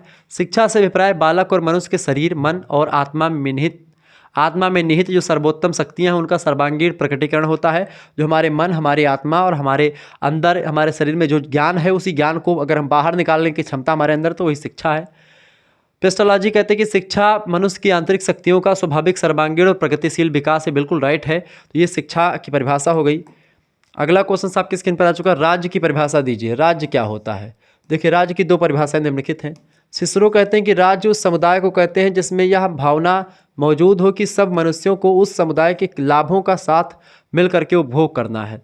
सेंट आइंस्टाइन कहते हैं कि राज्य एक ऐसे व्यक्तियों का समझौता व्यक्तियों के समझौते के द्वारा बना है जिन्होंने इसका निर्माण अपने संगठन और अपने कर्तव्यों के प्रयोगों और मत के लिए तथा आपसी संपर्क के लाभ की प्राप्ति के लिए किया है। इस तरीके से जो है राज्य होता है। राज्य का एक निश्चित उद्देश्य होता है, साथ ही मतलब कि एक समान उद्देश्य होता है राज्य का। और राज्य जो होता है बेसिकली एक सरकार होता है, एक भूभाग होता है, ठीक है, उसमें रह रहे लोग होते हैं, तो वो सब राज्य होता है। अगला प्रश्न, धर्म के संबंध में दी गई किन्हीं 2 समाजशास्त्रियों की परिभाषा दीजिए धर्म के बारे में। देखिए, जॉनसन नाम के समाजशास्त्री कहते हैं धर्म के बारे में कि धर्म कम या अधिक मात्रा में अर्ध प्राकृतिक तत्वों, शक्तियों, स्थानों और आत्म विषयों से संबंधित विश्वासों तथा आचरणों की एक संगठित व्यवस्था है। दूसरे विद्वान है जेम्स फ्रेजर कहते हैं कि धर्म से मेरा तात्पर्य ये है कि मनुष्यों से श्रेष्ठ उन शक्तियों की संस्तुति या आराधना करना जिनके बारे में व्यक्तियों का यह विश्वास है कि वे प्रकृति और मानव जीवन को नियंत्रित करते हैं। एक ऐसे सत्ता में विश्वास जो प्रकृति और मानव के जीवन को नियंत्रित करती है, उसी के बारे में नियमों की व्यवस्था या उसी को जानने का एक साधन मात्र होता है धर्म। ठीक है, धर्म मतलब होता है धारण करना। ठीक है, धर्म हमको ये बताता है कि कौन सा मार्ग अच्छा है भगवत प्राप्ति के लिए, कौन सा मार्ग अच्छा नहीं है, क्या करना चाहिए, क्या नहीं करना चाहिए। धर्म की विशेषताएं बताएं। देखिए, धर्म की कई विशेषताएं। पहली विशेषता है अलौकिक शक्ति में विश्वास ही धर्म होता है। ऐसी शक्ति, अलौकिक माने कि जो इस लोक से परे है, ऐसी शक्ति जो इस लोक को चला रही लेकिन इस लोक से परे है। ठीक है, वो शक्ति में विश्वास करना। दूसरी बात, अनुष्ठान और कर्मकांड इसमें होता है। तमाम प्रकार के फंक्शन, तमाम प्रकार के अनुष्ठान, यज्ञ, हवन, पूजा पाठ, कर्मकांड सब होते हैं। प्रतीक और पौराणिक कथाएं इसमें होती हैं। ठीक है, पवित्रता की धारणा होती है, इसमें शुद्धता जरूर होती है। आप देखते हैं अगरबत्ती वगैरह लगन, नहा धो करके ही पूजा करी थी, कोई भी धर्म हो। धार्मिक क्रियाएं होती हैं, निषेध, धार्मिक संस्था होती है, ये तमाम प्रकार की चीज़ें होती है। मंदिर होता है या फिर मस्जिद होता है, गुरुद्वारा, चर्च, तमाम होते हैं। अपने अपने धर्म के लोग सभी अपने अपने पवित्र स्थान पर जाकर के पूजा पाठ करते हैं। अगला क्वेश्चन आपके स्क्रीन पर आ चुका, फटाफट से आप देखिए, सामान्य धर्म और विशिष्ट धर्म में क्या अंतर है। देखिए, सामान्य धर्म पारलौकिक होता है और उसका उद्देश्य ईश्वर की प्राप्ति करना होता है, तो सामान्य धर्म ये होता है। दूसरी ओर विशिष्ट धर्म लौकिक होता है और यह सामाजिक अनुकूलन में सहायता करता है। तो विशिष्ट धर्म जो होता है समाज में कैसे रहना है, समाज में उठने बैठने का तो तरीका सिखाता है, जबकि जो सामान्य धर्म होता है वो आपको भगवत प्राप्ति का मार्ग प्रशस्त करता है। ठीक है, अगला प्रश्न, धर्म की उत्पत्ति का आत्मवाद का सिद्धांत क्या है? देखिए, एडवर्ड टायलर ने आत्मवाद का सिद्धांत दिया है। ठीक है, आत्मवाद को धर्म का आधार माना है। उसने लिखा कि आदिम युग से आधुनिक युग तक के धर्म दर्शन का आधार धर्म दर्शन का ही आधार है। टायलर का विचार है कि मनुष्य अपने पूर्वजों की आत्माओं के प्रति सम्मान रखता है और इसी सम्मान के फलस्वरूप धर्म का जन्म होता है। कि भाई वो उसको लगता है कि भाई हमारी पूर्वज लोग मरे हैं, उनकी आत्मा यहाँ पर भ्रमण कर रही है, तो उन्हीं आत्माओं को प्रणाम करने के लिए, उन्हीं आत्माओं को एक प्रकार से प्रसन्न करने के लिए हम पूजा पाठ करते हैं। आत्मवाद के सिद्धांतों को मानने वाले विचारकों का कहना है कि इस विश्वास के फलस्वरूप लोगों की आत्माएं मृत्यु के बाद नदी, वन, सूर्य, चंद्रमा आदि में निवास करती हैं। इसीलिए हम नदी की पूजा, वन की पूजा, सूर्य की पूजा, चंद्रमा की पूजा किया करते हैं। ठीक है, या इनकी आत्माएं भगवान में चली जाती है तो भगवान की पूजा हम करते हैं, आत्मा परमात्मा में विलीन हो जाती है। तो आत्मवाद बेसिकली यही है एडवर्ड टायलर का। अगला प्रश्न, संस्कृति का अर्थ क्या है अथवा संस्कृति किसे कहते हैं? संस्कृति माने कल्चर। देखिए, प्राकृतिक पर्यावरण के साथ समायोजन के लिए मनुष्य अनेक विधियों और उपायों का आविष्कार करता है। साथ ही साथ अनेक प्रथाएं, परंपराएं और प्रचलनों का विकास करता है जो एक पीढ़ी से दूसरी पीढ़ी को हस्तांतरित होती हैं। इस प्रकार यानी एक पीढ़ी से दूसरी पीढ़ी उससे सीखती है। इस प्रकार प्राकृतिक पर्यावरण के समानांतर मनुष्य जिस पर्यावरण का निर्माण करता है उसे संस्कृति कहते हैं। संस्कृतियाँ दो प्रकार की होती हैं, एक होती भौतिक संस्कृति और एक होती अभौतिक संस्कृति। भौतिक संस्कृति जो हमको दिखाई पड़ती, जिसको हम छू करके मौज मस्ती करते हैं, जैसे कि सेंट लगाते हो आप, ठीक है, जैसे आप जो है क्या नाम है, चश्मा लगाते हो, आप कोट पैंट पहनते हो, टाई पहनते हो, आप जो है रिमोट, जैसे ये घड़ी है, ये भी एक भौतिक संस्कृति है। ठीक है, यह आपकी दवा है, भौतिक संस्कृति है। ठीक है, इस तरीके से आपका ये रिमोट है, भौतिक संस्कृति है। पुस्तक आपकी भौतिक संस्कृति, जो आपको दिख रही है वो भौतिक संस्कृति है। और जैसे आपका विश्वास, आस्था, ठीक है, नियमों की व्यवस्था जो आपको नहीं दिखती हैं, वो सब अभौतिक संस्कृति हैं। ठीक है, यह बात आप ध्यान रखेंगे। तो संस्कृतियाँ दो प्रकार की होती, एक भौतिक और एक अभौतिक। समझते हैं भौतिक और अभौतिक संस्कृति में क्या अंतर है। देखिए, भौतिक संस्कृति में मनुष्य निर्मित वस्तुओं का समावेश होता है, जैसे कि मोटर कार, वायुयान, तार, टेलीफोन, ये सब आपका भौतिक संस्कृति है। अभौतिक संस्कृति में जैसे लोकाचार हो गया, प्रथा हो गई, परंपरा हो गया, विचार हो गया, ज्ञान हो गया, ये सब आते हैं आपके। ठीक है, भौतिक संस्कृति की इकाइयों को देख सकते हैं आप। अभौतिक संस्कृति के तत्व अदृश्य होते हैं, आप देख नहीं पाते हैं। जैसे आप लोकाचार कभी देखते हैं, प्रथा देखते हैं, परंपरा को देखते नहीं देखते, महसूस करते हैं उसको। तीसरी बात, भौतिक संस्कृति में परिवर्तन की गति तीव्र होती है। भौतिक संस्कृति में जैसे कि आज पहले बना था पंखा, बना पंखा के बाद में कूलर आ गया, कूलर के बाद में एसी आ गया, एसी के बाद में और कुछ आ जाएगा अभी। ठीक है, तो ये एक प्रकार से परिवर्तन लगातार होता है, इसमें तीव्र गति से होता है। भौतिक संस्कृति में परिवर्तन तीव्र गति से होता है और अभौतिक संस्कृति में परिवर्तन जो होता है धीरे धीरे होता है, मंद गति से होता है। ठीक है, चौथा अंतर, भौतिक संस्कृति मनुष्य के द्वारा बनाई जाती है, जबकि अभौतिक संस्कृति विचार जगत से संबंधित होती है और विचारों से बनती है। ठीक है, आगे बढ़ते हैं। सभ्यता किसे कहते हैं? कुछ विद्वानों ने सभ्यता और संस्कृति को एक ही अर्थ में प्रयुक्त किया है, जो कि सर्वदा गलत है। एकांगी अवधारणा है ये। मैकएवर पेज कहते हैं कि संस्कृति को भौतिक सामाजिक विरासत और अभौतिक सामाजिक विरासत नामक दो भागों में बांटा जा सकता है। इसमें भौतिक सामाजिक विरासत ही सभ्यता है, यानी जो भौतिक जगत है हमारा, मोटे तौर पर भौतिक संस्कृति को ही सभ्यता आप कह सकते हैं। यानी जो आपका जैसे कि सभ्यता का विकास हो रहा, कहते हैं कि बहुत सभ्य व्यक्ति हो। सभ्य माने क्या होता है कि जिसके पास तमाम सारे चीज़ हो। जैसे आजकल आप देख रहे तमाम प्रकार की चीज़ें लगातार हमारे उपयोग के लिए आ रही हैं, आवश्यकताएं लगातार मनुष्य की बढ़ रही हैं, उन्हीं आवश्यकताओं के ध्यान में रख करके तमाम प्रकार की चीज़ों का विकास हो रहा है। तो ऐसे में बेटा क्या होता है कि संस्कृतियाँ जो होती हैं वो दो प्रकार की होती है। तो भौतिक संस्कृति वाला जितना भी पोर्शन है वो सब सभ्यता होता है। जैसे सिंधु घाटी सभ्यता, सिंधु घाटी सभ्यता के जो तमाम सारे लोग, तमाम प्रकार की जो जानकारी हमको मिली, तमाम प्रकार की चीज़ें मिली, वो इसीलिए उसको सभ्यता कहा जाता है। संस्कृति, उनके विचार तो हम जान नहीं पाए ना उनके विचार क्या थे, लेकिन जो चीज़ें मिली हमको, जो प्रोडक्ट मिले, इसी प्रोडक्ट को ही तो हम सभ्यता बोलेंगे। तो इसीलिए सिंधु घाटी सभ्यता, चीन की सभ्यता बोलते हैं हम उसको। ठीक है, तो सभ्यता जो होती है वो भौतिक संस्कृति होती है, अभौतिक संस्कृति वास्तव में संस्कृति होती है। क्लियर? चले, सभ्यता की विशेषताएं बताएं। प्रश्न आपकी परीक्षा में आ सकता है, ध्यान रखेंगे इस बात को। सभ्यता की विशेषताएं बताएं। देखिए, सभ्यता, उपरोक्त वर्णित परिभाषाओं के आधार पर सभ्यता की कई विशेषताएं हम स्पष्ट कर सकते हैं। पहली विशेषता, सभ्यता के अंतर्गत मानव निर्मित भौतिक वस्तुएं सम्मिलित करी जाती हैं। पहली बात, बिल्कुल ठीक बात है। जैसे टीवी, कूलर, एसी, पंखा, फ्रिज, मोटर कार, वायुयान, जहाज, सब कुछ आपके क्या है? सभ्यता या भौतिक संस्कृति हैं। दूसरी बात, सभ्यता मानव आवश्यकताओं की पूर्ति का साधन है जिससे मनुष्य संतुष्ट और आनंदित होता है। ऐसे गर्मी खूब लागी आए बढ़िया से लेट गए एसी चलाए के हा वो आनंद के प्राप्ति होती जो जवाब नहीं। तो मनुष्य की आवश्यकताओं की पूर्ति करती है सभ्यता या भौतिक संस्कृतियाँ, ठीक है। और मनुष्य संतुष्ट होता आनंदित होता है। सभ्यता मूर्त होती, सभ्यता आपको दिखती है जिसको आप छू सकते हैं, जबकि संस्कृतियाँ आपको नहीं दिखती हैं, ठीक है। संस्कृति से अभौतिक संस्कृति आप समझ लें।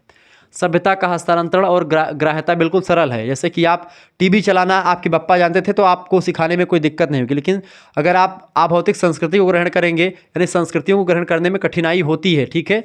नियम कायदों को समझने में दिक्कतें आती हैं। सभ्यता सदैव ही आगे की ओर गतिशील होती है। सभ्यता का संबंध यानी सभ्यता में लगातार इनोवेशन होता है, विकास होता रहता है, आविष्कार होता रहता है तमाम सारा। देखिए पहले कंप्यूटर कैसा बना था, प्रथम पीढ़ी का, फिर द्वितीय पीढ़ी आया, तृतीय पीढ़ी आया, फिर आप देखते हैं आजकल कंप्यूटर लैपटॉप से इतने छोटे कंप्यूटर, नहीं तो एक कमरे इतने बड़े बड़े कंप्यूटर बने थे पहली पीढ़ी वाले, ठीक है।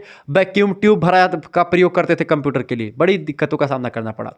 8वीं विशेषता, सभ्यता का संबंध मनुष्य के बाह्य जीवन से होता है, ठीक है। आंतरिक जीवन से जो है संस्कृतियों का संबंध होता है। अगला क्वेश्चन आपके स्क्रीन पर आ चुका है, बहुलवाद क्या है। बहुल माने बहुत ज़्यादा, वाद माने विचारधारा। देखिए बहुलवाद एक ऐसी दशा होती जिसके अंतर्गत एक दूसरे से भिन्न भिन्न धर्म, भाषा, तमाम प्रकार के धर्म, तमाम प्रकार की भाषा, तमाम प्रकार की जाति, संस्कृति, क्षेत्र अथवा विश्वासों आदि से संबंधित समूहों से होता है। किसी को अविश्वास की निगाह से नहीं देखा जाता इसमें, बल्कि उन्हें राष्ट्रीय मामलों में हिस्सेदारी करने का बराबर अवसर प्रदान करता है। इसलिए भारत जो है, भारत में बहुलवाद है, चाहे वो सांस्कृतिक बहुलवाद की बात करें, धार्मिक बहुलवाद की बात करें, भाषाई बहुलवाद की बात करें, सभी बहुलवाद आपके भारत में विद्यमान है, ठीक है।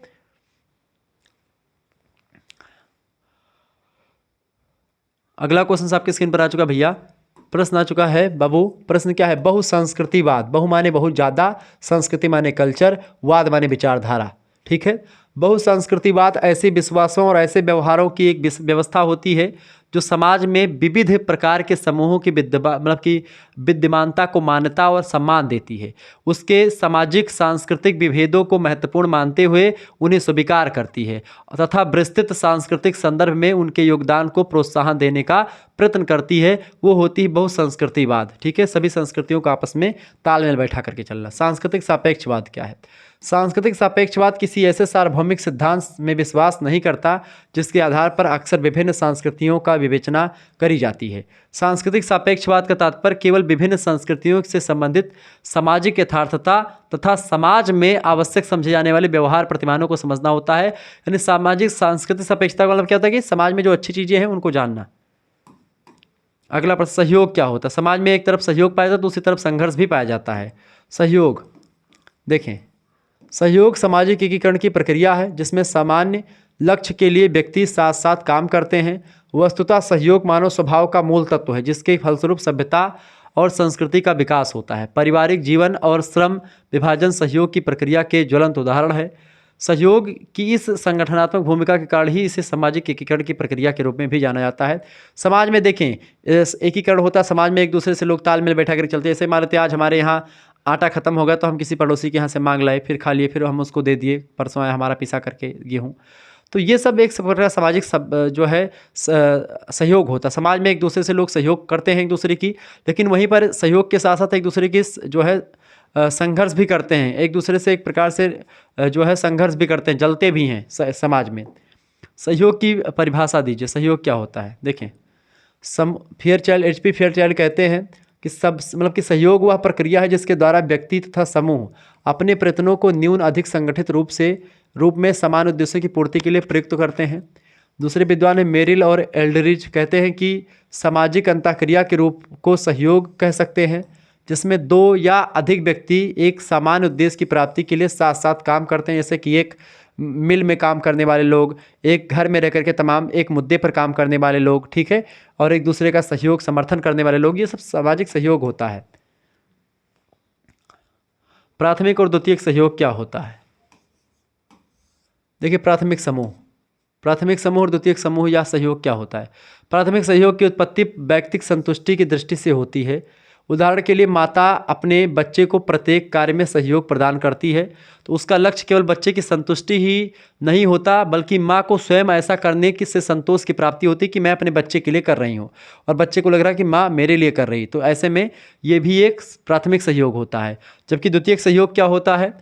Secondary cooperation. द्वितीयक सहयोग के अंतर्गत प्रत्येक व्यक्ति केवल अपने स्वार्थ की पूर्ति के लिए एक दूसरे के साथ सहयोग करते हैं। जैसे कि एक कोई कंपनी है, उस कंपनी में जो बॉस हैं, जो सुपरवाइज़र हैं, जो मैनेजर हैं, सब आपस में मिलकर के काम करते हैं, लेकिन सब अपने स्वार्थ की पूर्ति के लिए काम करते हैं। सबको सैलरी मिलती है, सब अपने लिए काम करते हैं, लेकिन एक दूसरे से कनेक्ट करके, एक दूसरे का साथ देकर के काम करते हैं। ठीक है, जैसे एक टीम में तमाम प्रकार के लोग काम करते हैं। अब टीम में सभी लोग भारत के लिए काम करते हैं, लेकिन सभी का अपना भी उसमें कुछ निहित होता है। दूसरे के साथ सहयोग के बिना कोई भी अपने स्वार्थ की पूर्ति नहीं कर सकता।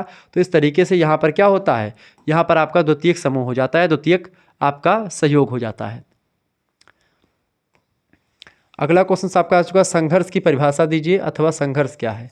देखिए, जब प्रतियोगिता का ध्यान अभीष्ट लक्ष्यों से हट जाता है और वे एक दूसरे को पराजित करना चाहते हैं, मतलब अपना जीतना नहीं चाहते हैं, चाहते कि बगल वाला पीछे हो जाए तो हम आगे बढ़ जाएं। जब ऐसी सोच आती है तो उसी को संघर्ष कहते हैं, लेकिन उससे पहले वो कंपटीशन होता है। तो कंपटीशन जब एक प्रकार से कंपटीशन का मतलब क्या होता है कि हम दोनों जीतने की इच्छा को लेकर के आगे बढ़ रहे हैं, हमको भी जीतना है, आपको भी जीतना है, तो वो हो गया आपका कंपटीशन। लेकिन जब आप क्या करें कि हमको जीतना है, मतलब हमको जीतना नहीं है, इसको हराएंगे, इसको हराना हमारा उद्देश्य हो गया। अब उसको हराना कैसे है, जब ये डिसाइड हो जाएगा कि इसको हराने के लिए हम खेल रहे हैं, तब दिक्कत होगी। तो वहाँ पर क्या होगा, संघर्ष होगा कि यानी हम कोई ऐसा काम करें जिससे ये जीत ना पाए, यानी ये हार जाए तो हम ऑटोमेटिक जीत जाएंगे। जब ये भावना होगी तो वहाँ पर संघर्ष होगा। लेकिन जब भावना ये होगी कि हम अपने आप को जीतेंगे, ठीक है, अब ये भी खेल रहा है, अब मतलब ये मेहनत करेगा, ये जीतेगा, हम मेहनत करेंगे, हम जीतेंगे, ठीक है, तो वहाँ पर कंपटीशन होता है। तो इस प्रक्रिया को संघर्ष कहते हैं। संघर्ष को अनेक प्रकार से परिभाषित किया जा सकता है, निम्नलिखित परिभाषाएं उल्लेखनीय। AW कहते हैं कि W ग्रीन कहते हैं कि संघर्ष दूसरे की इच्छा से जानबूझ करके किया गया विरोध होता है, ठीक है, ये संघर्ष होता है। आगे देखते हैं, अगला क्वेश्चन आपके स्क्रीन पर आ चुका, फटाफट से आप देखने का प्रयास करेंगे, बहुत ही जबरदस्त क्वेश्चन आ चुका है भाई। प्रश्न है, परिस्थिति का अर्थ बताएं अथवा परिस्थिति क्या होती है। देखिए, समूह में या दूसरों के साथ संबंधों के क्रम में एक व्यक्ति का जो स्थान होता है वह उसकी सामाजिक परिस्थिति होती है। इसी प्रकार लेपियर कहते हैं कि समाज में व्यक्ति का जो स्तर होता है उसी को व्यक्ति की सामाजिक परिस्थिति कहा जाता है। क्योंकि समाज में उच्चता से निम्नता की ओर एक स्तर पाया जाता है कि कोई व्यक्ति किस कैटेगरी का होगा, ठीक है, तो उसी को सामाजिक स्तरीकरण कहते हैं। अब सामाजिक स्तरीकरण एक प्रक्रिया है जो उच्चता से निम्नता की ओर या निम्नता से उच्चता की ओर समाज में फिट होती है। तो कोई व्यक्ति का स्तर कैसा है, उसी स्तर के हिसाब से उसका सिचुएशन होता है, उसकी परिस्थिति होती है, ठीक है। किसी व्यक्ति की स्थिति समाज में ऊंची है, उसको देख करके सभी लोग सलामी ठोकते हैं।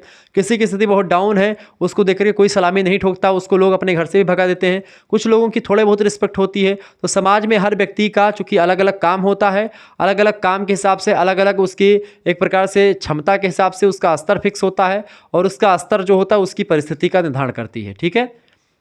परिस्थिति की परिभाषा दीजिए। परिस्थिति क्या होती है? परिस्थिति दो प्रकार की होती है, एक होती है प्रदत्त परिस्थिति और एक होती है अर्जित परिस्थिति। प्रदत्त माने होता है जो आपके बप्पा के द्वारा आपको मिल जाए, वो प्रदत्त होती है, और जो आप अपने बल पर, अपने बलबूते पर, अपने दम पर लेते हैं, वो होती है अर्जित परिस्थिति।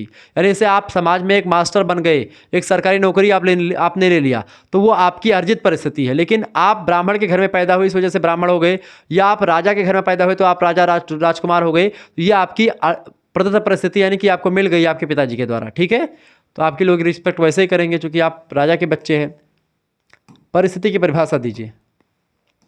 मैकाबे पेज कहते हैं कि परिस्थिति वह सामाजिक व्यवस्था है जो उसके धारक को, उसकी यानी जो परिस्थिति को धारण करता है, उसको अपनी व्यक्तिगत विशेषताओं या सामाजिक सेवा से पृथक कुछ गौरव, यानी कि जिस स्तर पर होता है, जिस प्रतिष्ठा पर होता है, उसको कुछ गौरव, कुछ प्रतिष्ठा और कुछ प्रभाव प्रदान करती है। बिल्कुल ठीक बात है। इलियट और मैरिल कहते हैं कि परिस्थिति व्यक्ति का वह पद होता है या वह स्थान होता है जिसे व्यक्ति किसी समूह से अपने लिंग, यानी कि ये महिला है, पुरुष है, उसकी आयु क्या है, उस किस परिवार से था, किस वर्ग का है, किस व्यवसाय का है, किससे विवाह किया है, अथवा प्रयत्न कौन सा उसने किया है, इस कारण से प्राप्त करता है। देखिए, ये एक प्रकार से आपकी परिस्थिति कैसे डिसाइड होती है, आप महिला हैं कि पुरुष हैं उसके हिसाब से डिसाइड होगी। आपकी उम्र क्या है उसके अकॉर्डिंग डिसाइड होती है। आप किस परिवार से आते हैं, आपका वर्ग क्या है, आपका व्यवसाय क्या करते हैं, आप विवाह जो है आपका हुआ है कि नहीं हुआ है, या आपने क्या प्रयास करके आपने कुछ अर्जित किया है, वो सब, ठीक है। तो समाज में परिस्थिति जो होती है ऐसे डिसाइड होती है। आगे देखते हैं भूमिका। अब परिस्थिति जो होती है जैसे आपकी डिसाइड हो गई। अब परिस्थिति डिसाइड होने के बाद में आपको परिस्थिति, जैसे आपको कोई स्तर मिल गया, कोई पद मिल गया, अब उस पद पे रह करके जो आप काम करते हैं वही काम करना ही उसकी भूमिका होती है। ठीक है, जैसे कि अगर अक्षय कुमार जो हैं जब वो हीरो का रोल उनको मिलता है, हीरो की भूमिका में आते हैं तो हीरो जैसा काम करते हैं, लेकिन जब वही अक्षय कुमार विलन की भूमिका में आते हैं तो विलन का रोल करते हैं। ठीक है, ये बात आप ध्यान, क्या करते हैं, विलन का रोल करते हैं। क्लियर, ये बात आप ध्यान रखेंगे। आगे बढ़ते हैं और भी चीज़ों को जानने का प्रयास करते हैं। तो भूमिका क्या होती है, किसी परिस्थिति से संबंधित व्यवहार के प्रतिमान को सामान्यतः भूमिका कहते हैं। इससे कर्तव्य और सुविधाओं का भी पता चलता है, यानी कि आप जिस पद पर हैं उस पद पर आप रहते हुए क्या काम करेंगे और आपको क्या क्या सुख सुविधाएं मिलेंगी, ये आपको भूमिका डिसाइड करती है। वास्तव में भूमिका वह ढंग है जिसके द्वारा व्यक्ति अपनी परिस्थिति संबंधी आवश्यकताओं की पूर्ति करता है कि परिस्थिति उसको जो मिली हुई है उस परिस्थिति पर रह करके उसका क्या काम है और क्या क्या उसके पास शक्तियाँ हैं उसको जान पाता है। ठीक है, अगला प्रश्न है आदर्श नियम की परिभाषा दीजिए। आदर्श नियम क्या होता है? आदर्श नियम जो होता है अच्छा नियम, ठीक ठाक नियम। शेरिफ और शेरिफ कहते हैं कि आदर्श नियमों का अर्थ विभिन्न मामलों से संबंधित मूल्य निर्णयों से होता है। वे व्यक्तियों, वस्तुओं और स्थितियों के संदर्भ में व्यवहार की पद्धतियों का मूल्यांकन करते हैं। विशेष रूप से समूह के लिए कुछ महत्वपूर्ण मामलों में अपेक्षित या आदर्श व्यवहार की ओर संकेत करते हैं। आदर्श नियम जो समाज के सभी वर्ग के लिए ठीक ठाक माने जाते हैं, ऐसा करते हुए समाज के सभी वर्ग को फायदा देता है, वही आदर्श नियम कहा जाता है। अगला क्वेश्चन आ चुका है, प्रतिमानों या आदर्शों का महत्व क्या है? देखिए, सामाजिक आदर्श या प्रतिमान समाज के लिए अत्यंत महत्वपूर्ण माने जाते हैं और इनके महत्व को निम्नांकित प्रकार से स्पष्ट किया जा सकता है। पहली बात, सामाजिक आदर्श व्यक्तियों के व्यवहार को नियंत्रित और नियमित करने में महत्वपूर्ण भूमिका निभाते हैं, स्थान रखते हैं। इन्हें सामाजिक नियंत्रण का अनौपचारिक साधन मान सकते हैं आप। किसको? सामाजिक आदर्शों को। चूँकि सामाजिक आदर्श समाज में जो बड़े व्यक्ति होते हैं या कोई फेमस पर्सनालिटी है तो उनके जो आदर्श होते हैं उन्हीं के लोग फॉलो करते हैं। ठीक है, जैसे जो बड़े व्यक्ति होते हैं उनके पद चिन्हों पर लोग चलते हैं, उनके जैसा बनने का प्रयास करते हैं। तो आदर्श नियमों कुछ बताते तो वही नियम कायदे आदर्श बन जाते हैं, क्या करना अच्छा है, क्या करना बुरा है। ठीक है, दूसरी बात, सामाजिक आदर्शों का संबंध मनुष्य की विभिन्न सामाजिक परिस्थितियों और आवश्यकताओं से होता है, जिससे ये एक प्रेरक शक्ति के रूप में काम करते हैं और मोटिवेट करते हैं लोगों को। तीसरी बात, सामाजिक आदर्श मानव की व्यक्तिगत और आत्मचेतना के महत्वपूर्ण अंग बन जाते हैं तथा इस नाते ये सामाजिक जीवन को सरल और सुचारू बना देते हैं। जैसे भगवान राम ने जो किया वो एक आदर्श नियम के अकॉर्डिंग लोग फॉलो करते हैं उसको। महात्मा गांधी के द्वारा जो किए गए करते हैं उनको। ठीक है, सुभाष चंद्र बोस जी ने जो किया, इस तरीके सभी लोगों के द्वारा जो फेमस पर्सनालिटी उनके ज़्यादा नियम कायदे जो हैं वो सब। ठीक है, या समाज अच्छे तरीके से जिसमें चले वो आदर्श नियम।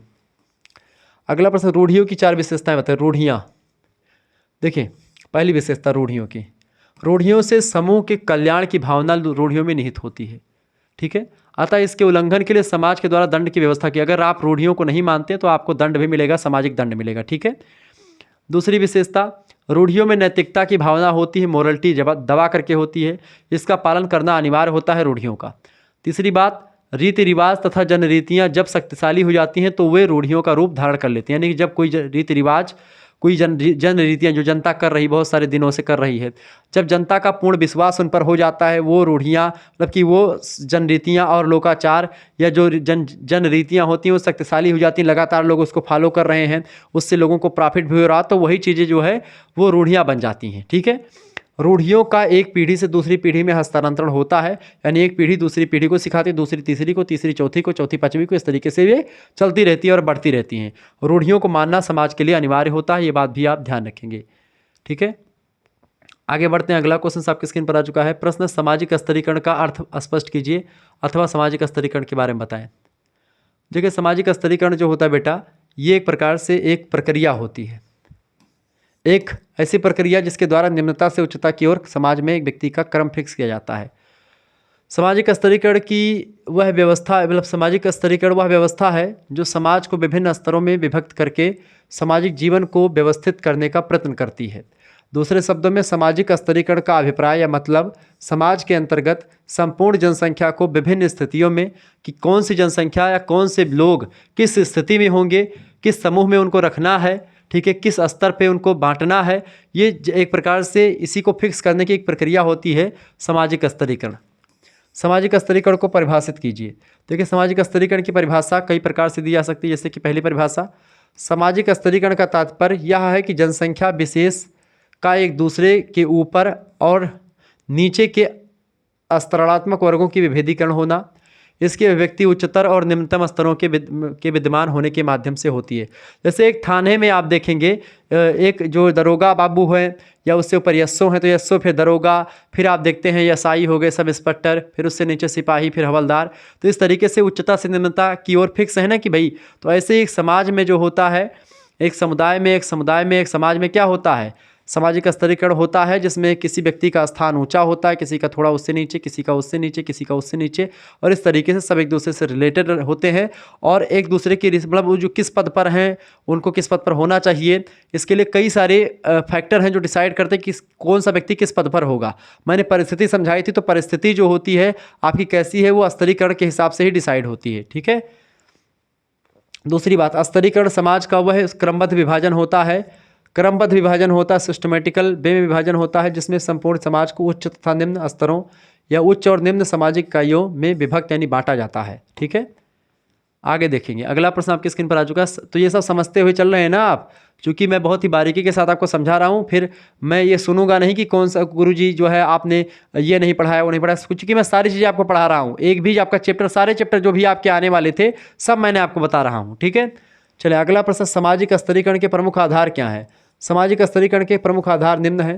पहला, आयु। आयु के द्वारा डिसाइड होता है कि आपका समाज में क्या स्तर होगा। आप महिला हैं कि आप 10 साल के हैं, आप 15 साल के, आप 25 साल के, आप 60 साल के हैं, तो उसके हिसाब से डिसाइड होता है कि आपका स्तर क्या होगा। आपका लिंग क्या, आप महिला हैं कि पुरुष हैं, ये भी डिसाइड करता है। आपके पास कितनी संपत्ति, वो भी डिसाइड करती है।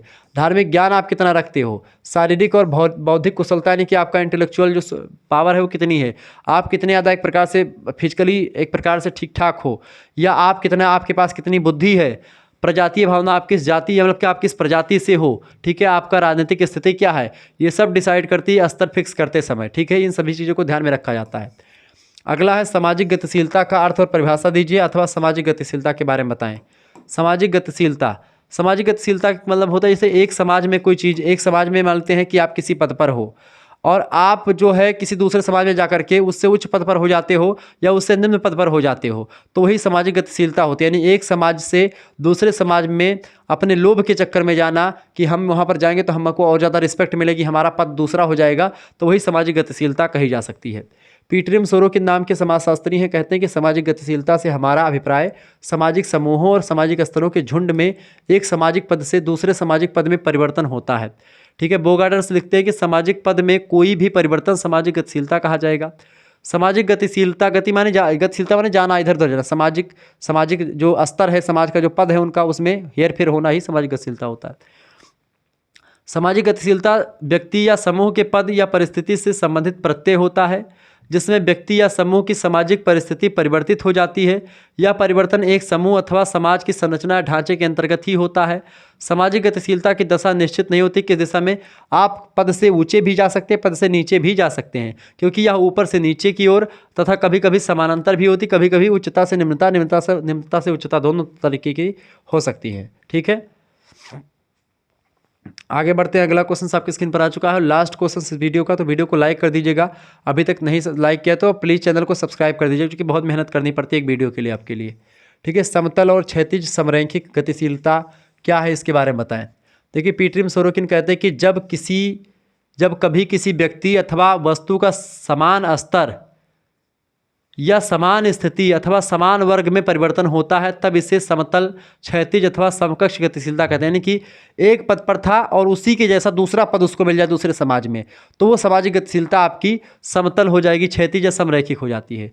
उदाहरणार्थ, किसी कार्यालय का एक चपरासी यदि किसी अन्य कार्यालय में चपरासी के ही पद पर स्थानांतरित होता है, चपरासी के ही पद पर उसका जो है ट्रांसफ़र होता है, तब चूंकि उसके स्तर में कोई परिवर्तन या अंतर नहीं उत्पन्न होता, इसीलिए इसे सामाजिक गतिशीलता ही माना जा सकेगा।